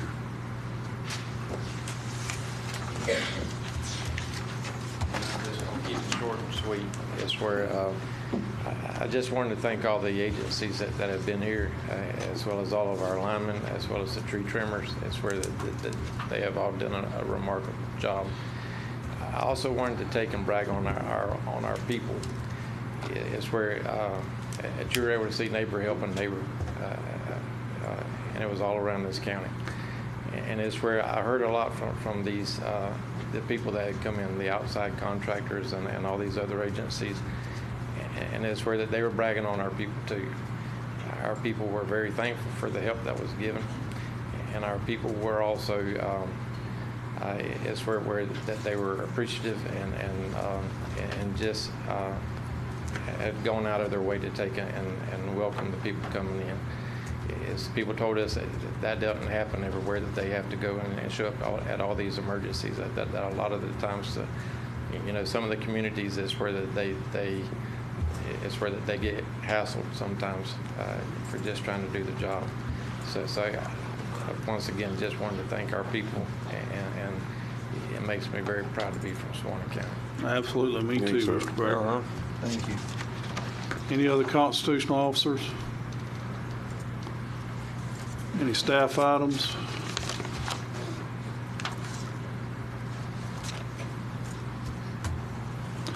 Chief Hand? Mr. Chairman, Commissioners, first off, kudos. Thank you for working it out with Jimmy. He's a big part of our team. I just want to give you guys an update on us. I want to commend my staff for the work that they've done over the last week. And I've had agencies from Naples, Manatee County, North Collier County, ambulance companies from Louisiana and Arkansas that have been in here responding and helping take care of the people of Suwannee County for us with all that we've gone through. And I apologize. We've been getting sick out there, so I'm having a little bit of a hard time talking. But the one thing that the EOC has done a phenomenal job with coordinating everything, and all of those folks that have come in. But the one thing that hasn't been said is I want to thank Mr. Scott and you guys for the support that you've given us to allow us to do our jobs and take care of this stuff. So thank you guys for that. And Greg's been the team leader out there, making sure that we all have everything that we have to do our job. So thank you guys. Make sure you thank all your staff for all of us. All of them. Yes. All of us. Yes. Mr. Meeks? Toss it. Drink some of that. Yeah, I might stand back here. Yeah, there you go. I got a loud voice anyway. Okay. So I know some of you board members, we've had some discussions with you in the past. One of the things I want to keep on your mind is this Construction Industry Licensing Board. I don't really know the last date that this board convened, but it's been quite a while. There's been a need for it for a little while, and we approached the board in a previous meeting regarding that. I believe it's about 11-member board. It is made up of professionals and it's made up of lay people. The professional side of that, we've got those slots filled. The building contractor on there is Brent McCall. The electrical contractor is James Head. The mechanical contractor is Mike DeBono. Plumbing contractor is Jesse Philpott. And the roofing contractor is Robert Ogles. And the design professional is Adam Collins. So all of those good local folks. What we would be asking the board to keep in their mind is that we would need a representative from each commissioner's district to sit on that board as a lay member and then there'll be one at-large position. We talked about this, but then the commission went through the conversations of redistricting. And we didn't want you to appoint somebody from your district, end up losing that individual, and then have to change that. So once we went through that process, now we want to come back before the board. I would like to, within the next meeting or two, maybe have a full list of folks that this board can approve. So probably in the next few weeks, maybe don't have to be next meeting, but maybe the meeting after that, that we have an appointee from each commissioner's district, and then all of you would decide on an at-large position. Another thing to keep in mind, Mr. Attorney, that board is going to need an attorney to sit on that board. I don't know if there would be a conflict with anything that you've got going on, or whether we would look to do something else, but we would anticipate that board would meet probably quarterly to handle just regular general business, and then an as-needed basis based on the requests from individuals. Right now, we've got about 4 people that are looking to get a local license through our county. Not that the people are not competent, but they just don't have enough work experience for the state to let them have a state license at this point in time.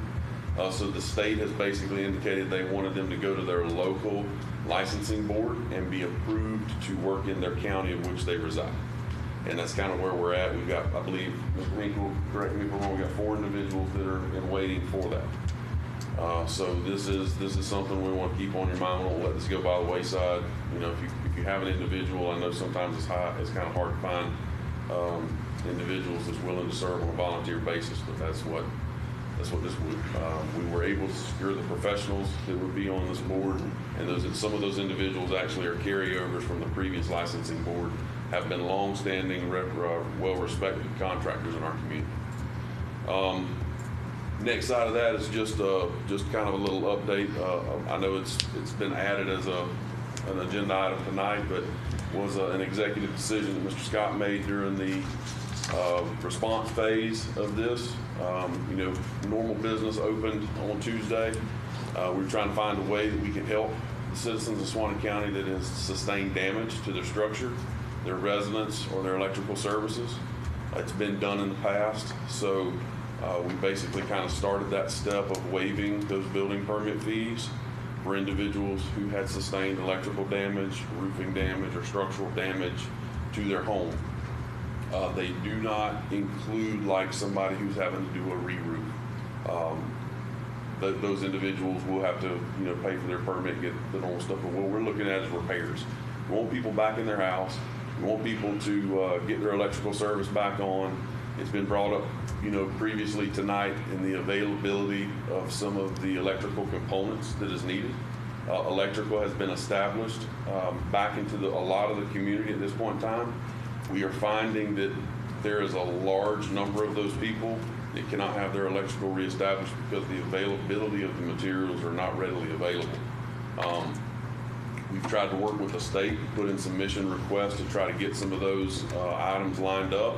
I don't know how that's going to work, but I would like to, give a shout out to some of our local electrical contractors, Mr. James Head, Mr. Harold Sapp, Ryan Feltner, Steve Frazier, Mike Albin, which is a licensed electrical contractor, but he's also our electrical inspector with the building department. So he and I were able to go through a list of Matt Burns included in that list as well. But go through and try to create a list of things that could not be obtained locally, and then maybe trying to quantify what those numbers would look like. It's very hard. We understand there's a lot of people out there, but I'm not in the business of ordering parts. So they're trying to see if maybe these items can be sourced at another location to try to get some of that stuff readily available for some of our contractors. We don't know if that'll go through, but we're trying to go that road. Again, just want to thank all of our county staff. I've never seen a response to a disaster here in Suwannee County that I've seen with this one. It's been said, time and time again, thank you for all the people that's come to our community. One thing I can say about most of the people that I've worked with in this response is that these people were from Pasco County, these people from Walton County, Okaloosa, you know, just Orange County, all across the state of Florida. But every one of them treated their response here as if they were Suwannee County citizens. And a lot of them said that our community reminded them of their community. And so they really took it to heart. And it was like they really, you know, from top to bottom, they really cared about what they were doing here. I want to thank each individual commissioner, because I don't think that there was a commissioner who did not come by that EOC. You know, I seen every commissioner that was there. Thankful for Mr. Scott's leadership. He made sure that we had everything that we needed. He tried to send us home early sometimes so that we could get some rest. I didn't have power. My family's on a trip to Oklahoma. I didn't have anything else to do. So You weren't leaving that air conditioning. I did have some things to clean up in the yard, but I'm getting better there. But I do appreciate the opportunity. And, you know, I know there's a lot of people in our county that's hurting. That they've lost a lot of things that they have worked hard to have. And, but one thing is, we're a resilient community. We're strong, okay? And with that, that's all I got. Thank your staff as well. Thank you. We've got three new office staff that has never experienced anything like this. So I wanted them to be prepared to what the doors were going to look like Tuesday morning when they opened up, and they have got that crash course, but they're doing well. Thank you. Mr. Chairman, could I ask Ron to just give an update on the things they were handling at the EOC? Just keep it brief if you would, Ron. Sure. You can ask Jimmy. We sometimes showed up not knowing what we were planning to do, but they've referenced Miss Katie a bunch of times. She was very quick to grab us as we walked in the door and almost gave us our assignments for the day. And it was just kind of a punch list of everything that we needed. Jimmy was contacted by the governor's office. They wanted to know where were all of the Suwannee County people going to get fuel? Where were they going to get fuel, food, and supplies that they need to sustain them after this event? The easy thing would be to do is get a list of the businesses, pick up the phone, and start calling them. Who here have phone service? We didn't have that. Right. So myself, Mr. Hinkle, our building official, Mike Albin, our electrical inspector, Mr. Robin Crespo, which is our code enforcement officer, we had to do it old school. We had to go door to door. So throughout that time, we visited every business within the county, trying to find out where they opened, what did they have, what they were missing. Was it an issue with power? Was it an issue with supply chain? And we tried to keep the governor's office up to date, because they were adamant every day they wanted an update behind that. We had to, the requests were very broad and ranging. They told us at one time, you got to shut down I-75 for an hour. Suwannee Valley Electric needed to move a line across I-75. Mr. Norris coordinated that with FHP. They said, and it was now. They needed to do it now. They needed to shut I-75 down for an hour. That's a very hard task to accomplish. All right. One thing, we got to working with the school district. They came in. They wanted a list of bus routes. When they had made the decision the kids were going to go back to school, they needed to make sure that the buses could get where they needed to be. So we were able to coordinate with school staff, being able to get the bus routes. Mr. Paul Buchanan from Suwannee River Water Management District, who is a GIS specialist and a genius, got with them. We created maps showing those, and we had National Guard, we had Division of Forestry, and several other staff members out clearing those paths to make sure the school buses could get where they need to. There were a couple instances where there were some roads that were really impassable, and they were able to create some alternate routes to get the people and the kids where they needed to be.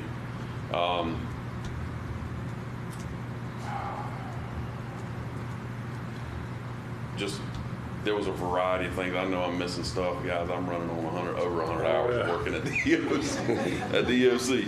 But you know, we were assigned tasks every day, and that was several of the things that we worked on, and a lot of those had to be modified. Just creating a list of parts and everything that we needed, and trying to put those missions in to try to get them where they needed. We came in, Greg said, I need 20 chainsaws. nobody locally had them. You know what I mean? So we had to get creative in trying to source those. Mr. Hinkle took that. He went and met with the people. He picked up. They partially got delivered. He met with them. Mr. Gene Clark got them. I think he was happy as a lark. They got some shiny new chainsaws, and they've been putting them to good use. So we needed to have the tools that the individuals in the field needed to do the job, and that's what we wanted to try to accomplish. But that's just a couple of the items I would just touch on. But I mean, like I said, it's unprecedented in my eyes, the response that we've had locally and the availability of resources that we have here. I'm extremely lucky. Yep. I appreciate that. Thank you. Thank you, Ron. And I also want to thank Brantford Elementary School and the high school and teachers and whoever volunteered down there right after this storm. They were actually running that point of distribution down there, and couldn't have done it without them. So I do want to recognize them while I'm here and thank them. Jason? I'll be brief. Thank you. Again, just want to echo the same thing about just proud to be on the team, Suwannee, the last few weeks and work alongside these guys and our people. Just park update, you know, we've got several parks that were damaged pretty good, mostly, you know, tree debris and that sort of thing. We still have FEMA and the state in some of our facilities, obviously Douglas Center and the Coliseum. We're getting some of the parks online pretty quick. Our guys are out in the field, learning how to, not learning, but become a chainsaw crew that they're not used to doing all the time. But trying to clean those up. We need to get back to normal. Our people need to get out of the house. They need to get their kids out of the house and ride a bike and get out in nature and get in the springs and all those sort of, the pickleball people. Those ladies want to play pickleball. So anyway, just be patient if you get phone calls from your citizens. We are getting those parks up, you know, slowly, and over half of them are good to go now and safe. We just want to make sure it's safe for them once they get in there. So if you hear anything from them, please send them my way. Some wanted to take a bath, so they was after me to get the springs back. Springs, perfect. It's perfect. Bring your own soap. That's right. Thank you, guys. Thank you. Sheriff? I know that order, but they kind of remind us of things. I mean, I know I've been before and said my little piece about the storm, but I didn't. I appreciate, just like they were saying, each and every one of your commissioners was there at the EOC, and I appreciate y'all being involved. And I never did thank Greg Scott because he was there every day for, I think put in more hours than I did. But anyway, we worked well together and so forth. And then I want my staff, you know, all the officers and deputies that here again, like I said earlier, we had an Alpha Bravo shift.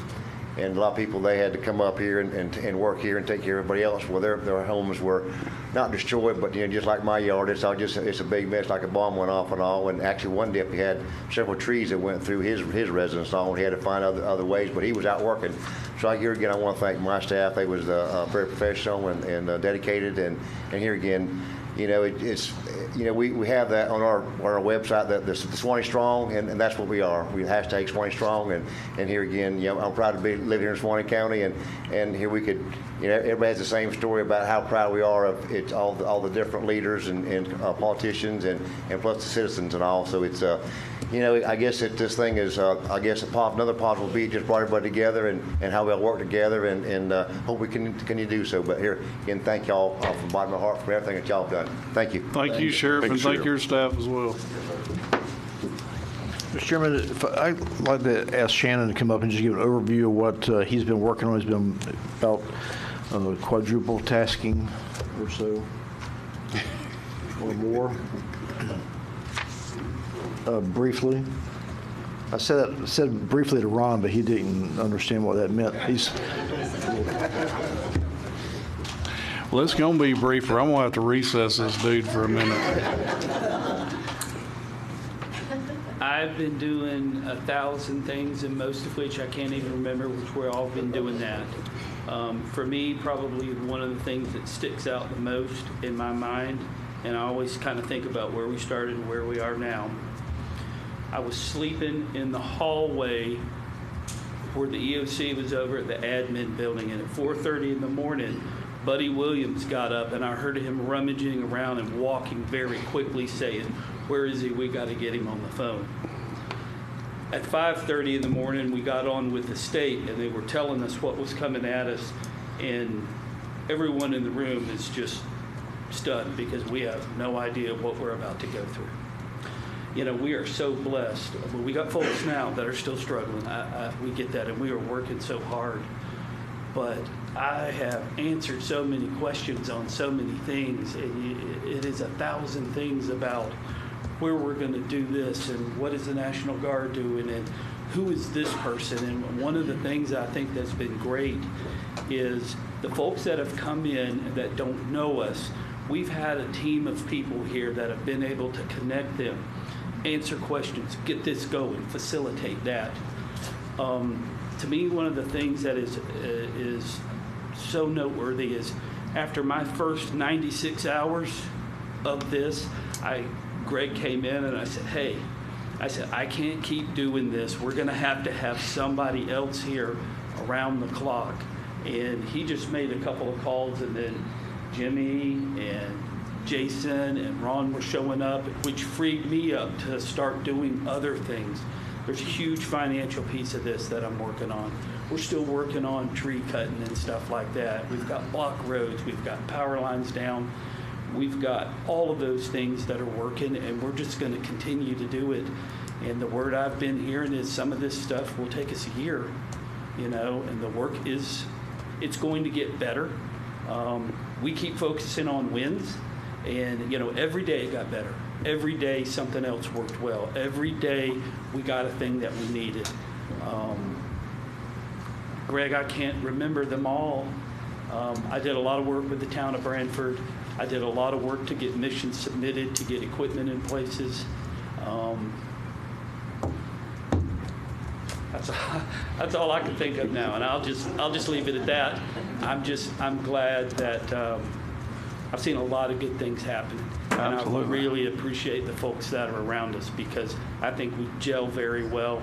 And in the midst of all of this, I think there are still opportunities for us to get better and to do this even better and to serve our residents even better than we have. Appreciate you service, sir, Thank Shannon. you, Shannon. Thank you. Shannon. Thank you.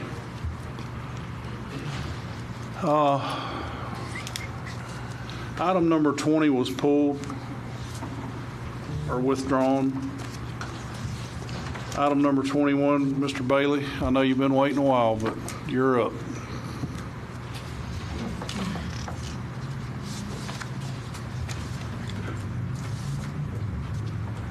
I will try to be as brief as I can. I know it's been a long time. Tonight, I know y'all have had some long days. We've had some long days at our firm as well. We've reached out to Greg's office immediately after the storm. I do want to, we have about 50 people at work at NFPS. A lot of people don't realize how many people we have. We have quite a few people from Suwannee County that work for us. And as much damage as you've got here, you've got people from Suwannee County helping other counties as well. I've got the privilege of working in Dixie County, working in Lafayette County. They got hit hard, but you've got Suwannee County residents down there helping those guys. So if you ever have a doubt about humanity, this will teach you one of those lessons when you get through this. You see a lot of good in people from all walks of life. So just quickly, Wyden and Carter still under construction. 80th, 139th, the bids have been received. We requested additional funding from DOT. We're still waiting to hear from that. Obviously, DOT gets mobilized in these situations, so that's taking a back burner. So we're still waiting to hear back from them. 76th Street, we've got the design complete. We've sent those to DOT for review. So as soon as we get that back, we anticipating probably looking at going to advertisement for that project sometime in October, time we get that back. Express Street in Branford has been advertised. Those bids are due the middle of October. The Greenway Trail has been advertised. Those bids are due the middle of October as well. 153rd Road, we're flagging the right-of-way right now. That's kind of after the storm. 184th had been flagged, so we're having to go back and check and see what kind of flag we got. So that we're working on. 68 Terrace up here north of town. We're in the process of working the survey on that, and going to be working on the plans for that. The CDBG-CV building, we've met with the county team. We're making revisions on the kitchen as the comments came in, and working on hardening that facility. So we'll have a hardening facility in the future once that one gets built. The 137 utility extensions, the construction is complete. The county CEI has submitted that to DEP for clearance. So we're just waiting on those items there, and then that'll be able to place in service. The master plan, I did have a presentation ready tonight. I talked to the county manager. We'll wait to do that at another meeting. So we did the county did get the grant that we applied for doing the master plan. We got that $75,000, so that was awarded to the county. The second grant we were going to go after is not, that portal has not opened yet, but we'll be working on that as soon as it does. So that's all I have. Again, if we can do anything to support the county, we do damage assessments. I've got a team going to Madison already. We've been in Dixie doing those. So we're here to help any way we can. Thank you, Mr. Bailey. Thank you, Mr. Appreciate you. Thank you.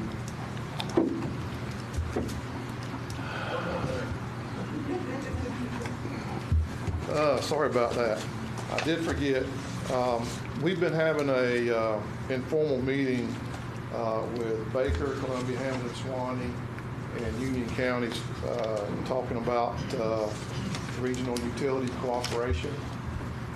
At the last meeting, the group decided they would like to formalize it. I've got a resolution that the group would like the counties to approve. That could be done tonight or done at the next meeting. I can read that. I've sent a copy of it to Mr. Scott as well.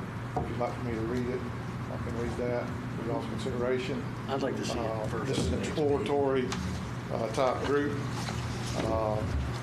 looking at ways that the counties in the area can cooperate, whether that be just through a cooperation agreement or all the way up to potentially creating a regional utility. All of the counties have small utility systems, relatively speaking, and you have operational costs that can be, there can be a lot of benefits when we bring them together as opposed to doing them individually. So what the committee has asked for is for the counties to appoint one commissioner and one designee. So you have two members present, and all it is to investigate and research potentially creating a regional multi-county utility organization. So, What do you need from us? I can read the resolution if you'd like. I think the attorney wanted to look at that. Mr. Scott handed it to me. It's pretty bare bones. I mean, there's nothing wrong with it. It just does exactly what Mr. Bailey said. It appoints, Suwannee County can appoint a county commissioner to the... It commits no funds, commits no assets to that organization whatsoever. All it is at this point is just exploring the concept and developing, some recommendations that will come back before this board for approval. The group, once this is done, then the group could apply for some grants to be able to do that research. Which me and Mr. Scott's been attending those meetings since we've started with that, and if it's okay with the board, is it okay? You good with it, Mr. Ebb? Yes, sir. There's not. It's exactly as Mr. Bailey represented it. So. Okay. So can we just deal with it now? Yes, sir. What do I need? Just a motion to. Yeah, just a motion to adopt the proposed resolution proposed by Mr. Bailey. That'll be good enough. Read it by title. You can. It's a resolution of Suwannee County Board of County Commissioners, Suwannee County, Florida, approving the creation of a regional utility working group. And there's no financial obligations. The only obligation is to appoint one commissioner and one other designee. Well, we know who those two are. Boom, boom. Yeah. Do I have a motion to approve? Want to make that motion too? I would move to approve that, and also approve the chairman, Mr. White, being the commissioner, and Mr. Scott being the designee. Motion by Commissioner Land. Second. Second by Commissioner Hale. All in favor, aye. Aye. All opposed, same sign. Motion carries. That's all right. Thank you, sir. Send that down to the. We got an additional agenda item. Need to sign it. Yeah. Authorization to waive building permit fees for repairs related to storm damage for 45 days as determined by the building official and county administrator. Is there any discussion, or can I get a motion to approve? No, sir, that's a no-brainer. I would move to approve. Motion by Commissioner Land, second by Commissioner Perkins. All in favor, aye. Aye. All opposed, same sign. Motion carries 5-0. Ooh, we made it to public concerns and comments. I'm sorry, I had the Red Cross first. Red Cross is first. Well, I'm just getting ready. Okay. It's like the khaki ninja. Watch out. Good evening. Name and address, please, ma'am. Thank you. Heidi Ruster. I'm temporarily in Lake City here working with the Red Cross and having Glad you're here. responsibility in Suwannee Thank you. Camp. You're welcome. You're welcome. Just wanted to give a little bit of an update of what we've been doing. We are still in the response phase towards the end of it, but we have been providing sheltering, supporting the sheltering mission with the county at the elementary school, and now supporting the clients that are in non-congregate shelter situations. So supporting with feeding and health services, that kind of thing, and helping them move forward with state caseworkers and otherwise. Otherwise, we are very active at Dowling Park with the Church of God, helping to support the feeding mission there because they're worn out. They've been amazing. But we've been being able to provide lunch and dinner for the last couple days, and we'll continue to do that. We also have an outreach team that's providing emergency supplies, but also have mental health and health service support there as we go forward. So that's what we're focusing on right now. Also, our teams are doing damage assessments. So right now, in the whole area covered by Hurricane Idalia, over 13,000 areas we've done damage assessment at. Right now, 1,500 of those are either destroyed or major. So we're still in the process to work towards the end of it, but that's what the numbers look like right now. And after that point, we will be able to do casework and potential financial assistance for those that are eligible if they're destroyed or major damage. Working very closely with FEMA and encouraging people to sign up and register for FEMA. But we've got over 600 people assigned to Hurricane Idalia in Florida and Georgia. And many of those people reside here, but also from across the country. So, and about 90% of those folks are incredible volunteers. So just want to share our appreciation for your welcoming and engagement in Suwannee County and allowing us to do what we do. So thank you so much. How do people get in touch if they need to? So the easiest way is 1-800-RED-CROSS. If they have a question of where to go for sheltering, where to go for resources, that kind of thing, that's the best way to do it. And we have people assigned to Hurricane Idalia that'll follow up with those. Well, we appreciate you coming, and thank you. Yes, ma'am. Thank you so much. You're welcome. Thank so you. much. Thank you.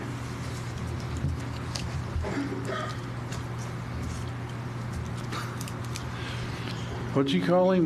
The khaki ninja.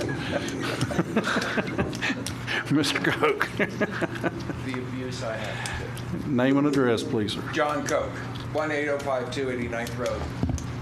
I want to talk to you and to the public and to those that will be watching us later on.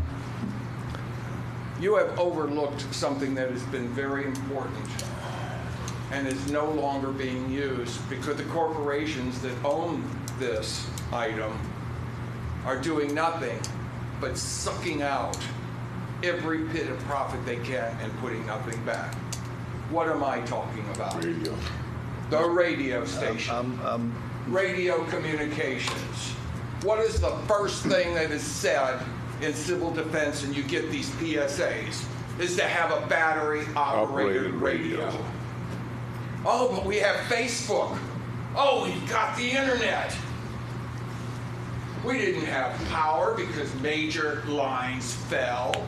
We didn't have internet for a long time or telephone for several days because major lines were down.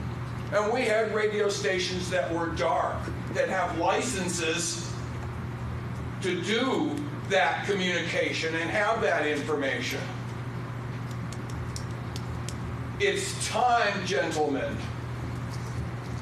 citizens, people, to talk to our senators, our federal representatives, and get the FCC back involved, to force these corporations to make sure during times of emergency to have the power, to have the personnel, and have the equipment to do their job that they get the licenses for. I have warned, I have discussed this. How many times have I discussed this issue with you, Sheriff? All the time, a long time. And what has happened to it? It's fallen apart, hasn't it? I am very sad. I am hurt. I am disappointed. I am angry that I can't serve you, my people, or you that are watching, or even the commissioners.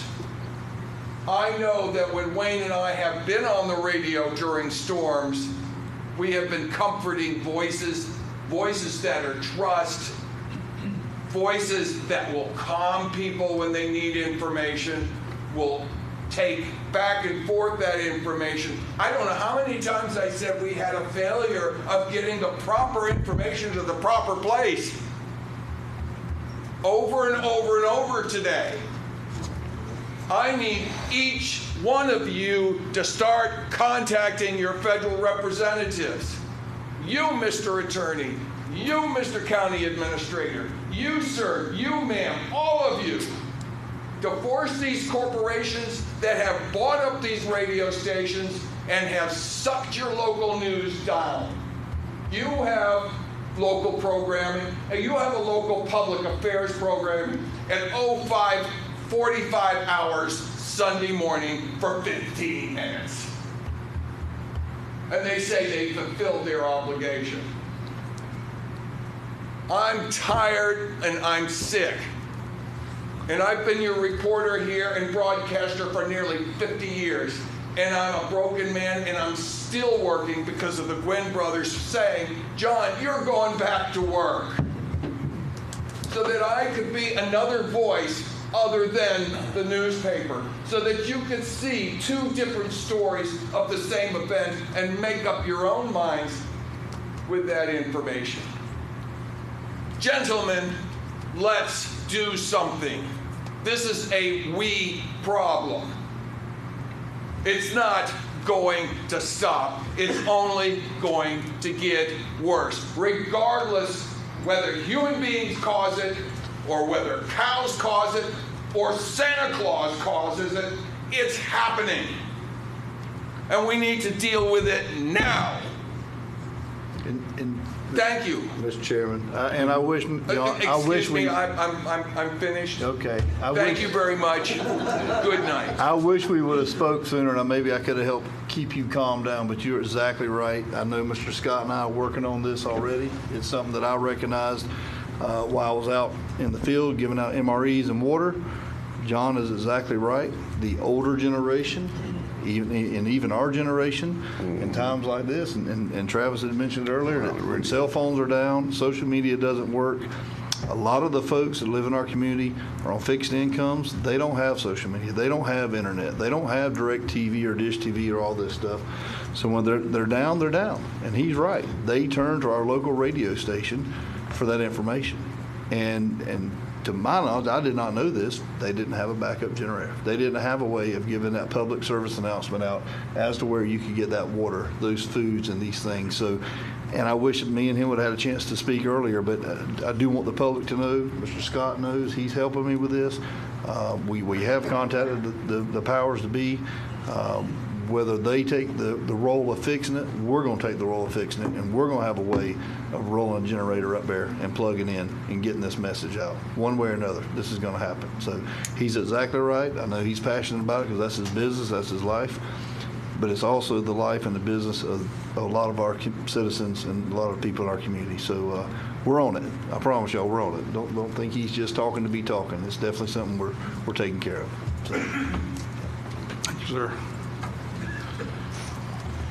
Any other public comments? This ain't a town council meeting. You don't get to speak.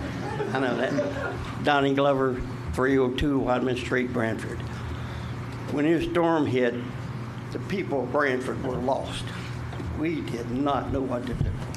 So I remembered Mr. Scott, Mr. White said, "We don't know what you need until you call us." I called, y'all responded. We appreciate it. Hey, we appreciate what all y'all done down there too. I mean, there was a lot of volunteering. I know Stacy volunteered, Donnie, a lot of people down there, too many to mention, but it was, I know the National Guard was there, but it was eventually turned over to volunteers. And without the volunteers, it wouldn't have been able to keep running. So my hat's off. Thank y'all. Anybody else on public concerns, comments?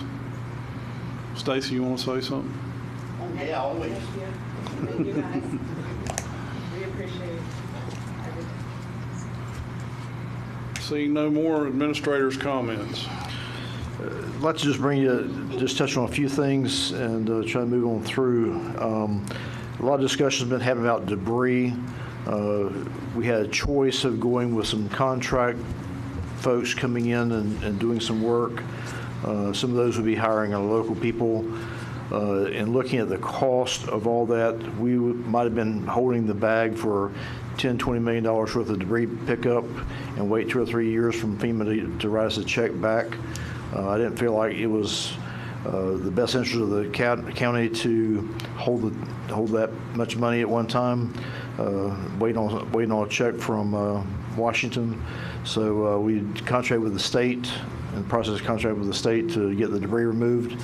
So to try to save us some dollars and headaches down the road. Many grants and things we got to float throughout the next couple of years. I didn't think we could wait. So that's the decision we made, and just want to let the community know the outside folks that's coming in, we did not contract with.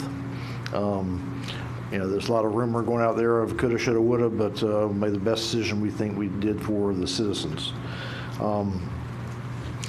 The way the volunteers came together, so proud of them.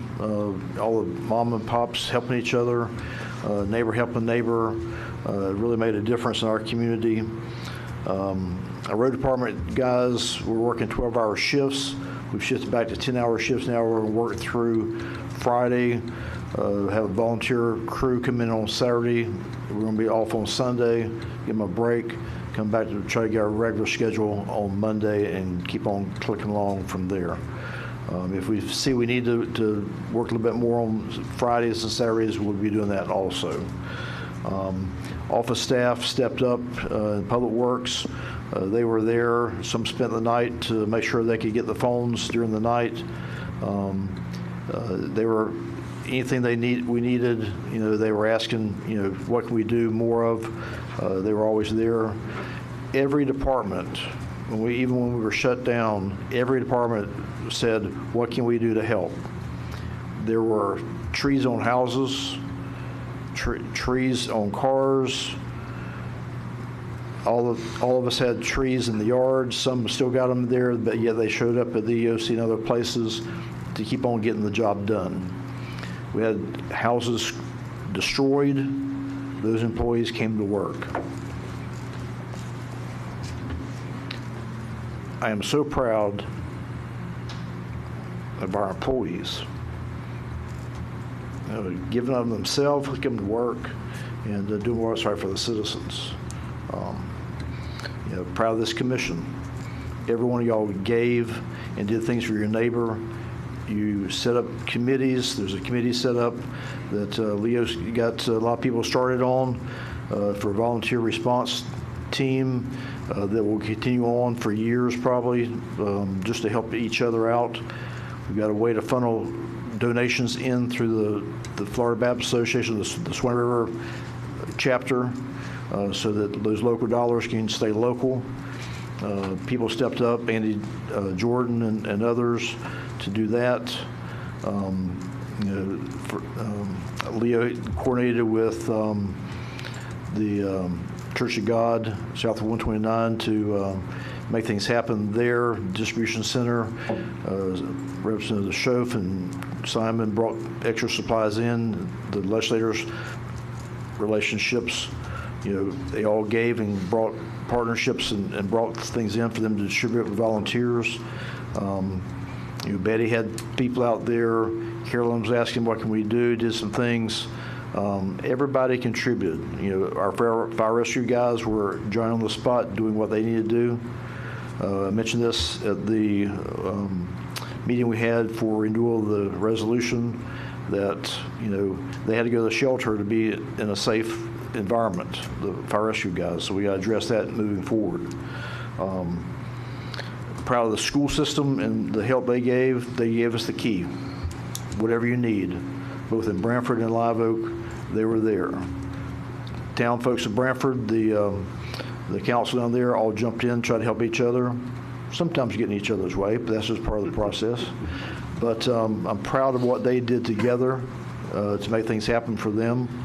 I don't want to start naming folks, but everybody stepped up. I texted a few people, and they showed up, and everybody did what they needed to do.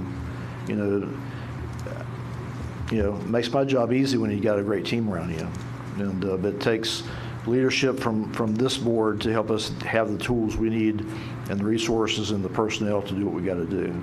But I appreciate the community, appreciate the responders we had come in and help out.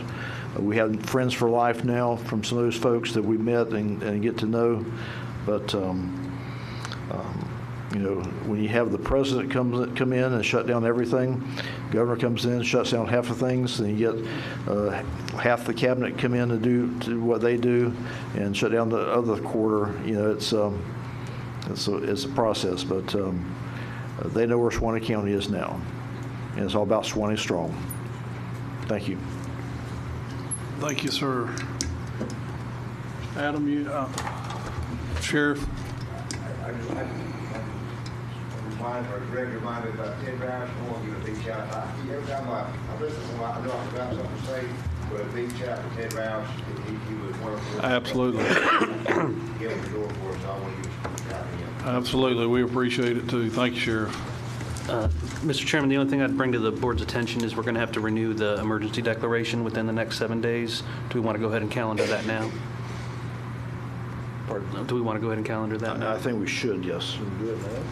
We already did it. We did it in the you're talking about 7 days from now? Right, it was part of the consent agenda to do it for today, but we have to do it again. It expires every 7 days, so we have to do it within the next 7.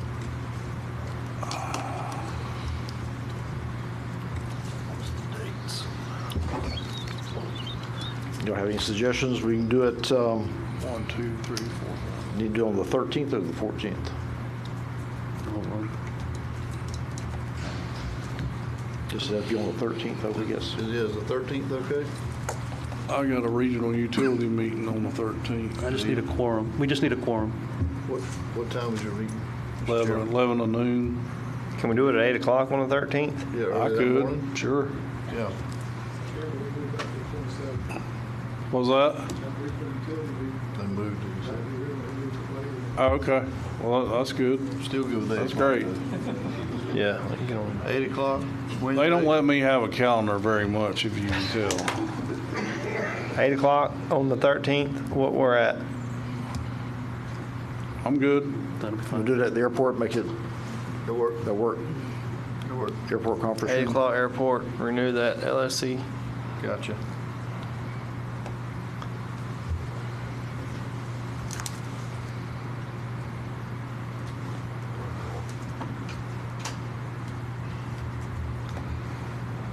Remember the COVID days where we had to do that every Yes. meet once a week for 2 years or something like that? That was nuts. Yes, I do. I think we're good, Mr. Attorney. Thank you, Did Mr. we Chairman. say what time? 8 o'clock. 8 o'clock in the morning. Yeah, you're going to have to get up. You're going to get out of bed. I know you don't get there till 9, but Next Thursday. I'll be nice. We just leave him over at Oh, the did shelter. we do that on the then he'll be 13th or here on 14th? time. 13th. Mr. Perkins, anything to add? Yes, just echoing what everybody has said. We do thank you for all the help from our departments, and we thank God that we are on the downside of this storm. And just want to say too is that I have, in the course of getting when the storm coming up, I had a lot of call from citizens by getting into the shelters, and I had one young man, Harry Campbell. He had lost both legs, and they had turned away from the shelter. And they asked to go out there and help with him. So they did receive me and got him into the shelter, took care of him. And I had one lady, she's a former school teacher. They had her at the hospital and turned her out of the hospital. And she got home, and she was in a mobile home. And so I was called over by our family to go check on her. And she didn't have a way to get, well, we was trying to get her over there, but her car wouldn't start, and I couldn't get in my pickup truck to take her over there. So I called Chief Hand, and Chief Hand immediately addressed the issue, and we had a emergency vehicle to pick her up and carry her to the shelter that needed assistance. And I just appreciate them doing that, because she needed the help, and they was right there to help her out. And he just said it's great to see that how the community have pulled together to combat this problem. You know, see a lot of them that helped out. You know, lending out chainsaws or their trucks or their tractors to be able to get this thing done. And it was amazing to get out there to see all this done. And also at the OC building, see every component they're working together to bring some resolve to some of the issues. So we thank you for the county and all those who came far and near to help us out. Thank you, sir. Mr. Melvin? I just want to echo on our staff. Thank you, everybody. And all the outside agencies, Sheriff's Office, and all of our agencies, the Suwannee Valley Electric, Florida Power, and all the churches that really stepped up, man. We had like 80 people just at our church, and they stepped up there to help out, and Frank did too. And citizens that come together with their tractors and clearing the roads right off the rip, they were working, and then even the local contractors, they called just to say, hey, is there anybody like Alex Cameron and Daniel Howard to say, hey, if y'all got anybody that don't have money, needs their yard picked up, they willing to take their machines over there and take care of them. And then on another note, probably keep Ronald Smith and Ashley in your prayers. So they lost their whole house during that storm with a tree. So That was a big tree. Yeah, took out their whole place, man. So I hate that for them. Yeah. Other than that, good. Appreciate you. Mr. Lynn? I mean, echo everything else that everyone else said. I think I'm going to have to up my assessment of the khaki ninja to something more extreme, khaki admiral or something. But I do. I'm with Commissioner Hale on that. I agree, and some of y'all may have seen my post on Facebook. Now, I'm very upset about the lack of phone communication, and I think a lot of it's going to come down to exactly what he said he found out to be true, and that's lack of generator backup. I haven't proved that, but I'm hot on the case, and I do believe that some of the reasons that we had lack of communication via cell phone was some of these towers that maybe even this board approved, they skimped on the generators.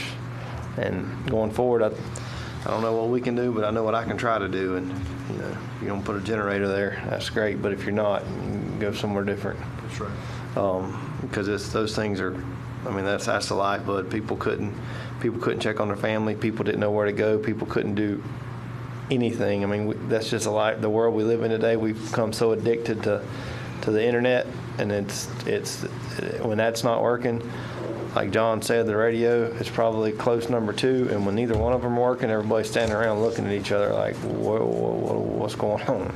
And you're right. I think we as a board, we have some influence there to change that. Yeah, I mean, I've talked to Shoaf, I've talked to Simon. They both know how upset I am about that, and they're looking into it on the state level. They've assured me that I don't know if they can do anything, but they're aware of the problem or the lack thereof. But like Mobley said, the churches. I mean, Dowling Park Church of God, those guys, they got the showers and the laundry units there provided. I don't know who provided them, but they're there for the public to use 24/7. They're lit. I mean, their staff is volunteering and manning them and helping them stay clean and moving. They're giving out food. They're cooking meals. First Baptist Church of Dowling Park's doing the same thing. I don't want to get into all the agencies, but our own staff from all the departments. I mean, when the storm hit on my way to town, I mean, I took my chainsaw because I knew I was probably going to have to use it, and I did. And paramedics out there running chainsaws. I mean, public works guys. I you run into those because they were here when the storm hit, so they were already boots on the ground and clearing 51. But you just, and it's not just them; it's everybody. The folks sitting in the office, like y'all talked about earlier. And I don't want to name those guys because I'll forget somebody, but those roles are vital too. But it's heartwarming, like Mr. Bailey said. It'll events like this happen, and it'll give you hope for humanity. You see neighbors helping neighbors. You see folks doing things for others that they don't have to do, and they're doing it because they're good people. And that's what you should be doing, is helping other folks. The ag community, I mean, we heard about that earlier today. Those folks took a beating. They got pivots wrecked. They got crops that need water, and their yields are falling off because they can't water them because their pivots turned upside down. And those are going to leave marks for those folks. But the Lord will get us through it, and He always does. And I think we'll come out better the other side. So absolutely, that's all I got. Mr. Hale. I won't repeat everything because we all know it. Every department, every person, it's like a movie. And in the movie, when the credits start rolling, all the people, we all get up and leave. But I would encourage everyone, when this is over, to take note of all those people that are listed underneath those credits, because that's what's making it important that we can get our life back in order. Everyone can get their life in order. And someone laid this shirt up here, and first I checked the size, make sure it fit me. It does. But that right there, won't fit you. Yeah, it will. Man, that's so tight. You look like a wrestler. Yeah. No, that's a wrestler. Wrestler. I look like a wrestler. But folks, Suwannee Strong is what it's about, and I don't know where that came from, but I'm glad that it did. I'm proud of my board here too. Shirt. I will tell y'all. Normally during these meetings, Travis is kicking me. He has not kicked me one time this meeting. So, but no, we've all pulled together as a board, and I tell you, I'm proud of everybody. Like I say, I won't go down that list because I know I'll forget someone. But I'm just proud of everything that's taking place. Well, that's me, and I'm not going to rehash it all. Grateful to everybody. What I'm most proud about is there wasn't somebody sitting there waiting on the government to come rescue them. They were out cleaning their own roads. I mean, right after the storm. It's great to see that people they can self-responsibility. They can still get out and do it themselves. They're not waiting on the government to come rescue them. Even though we've put plenty of help out there, but to start with, it was just people doing what they needed to do, and that's refreshing to see in this world today. But appreciate everybody, appreciate everything, and I just thank the Lord that we're where we are today. Instead, it could have been a lot worse. So with that, I just need a motion to adjourn. Mr. Chairman, I'm sorry. Go ahead. Need to mention two things for the public.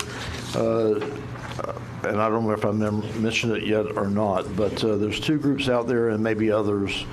The Baptist Association has got a group here, First Baptist Church, that's working on cleaning up debris for people in their homes. We've got Team Rubicon that's out at the EOC that will take care of tarping and removing trees off of roofs. So just let me know if anybody needs that contact, and I can get it to them. Thank you. Or can they just contact the EOC as well? Yes, right. Okay. With that, I just need a motion to adjourn. Motion by Commissioner Lamb. Second. Second by Commissioner Perkins. All in favor, aye? Aye.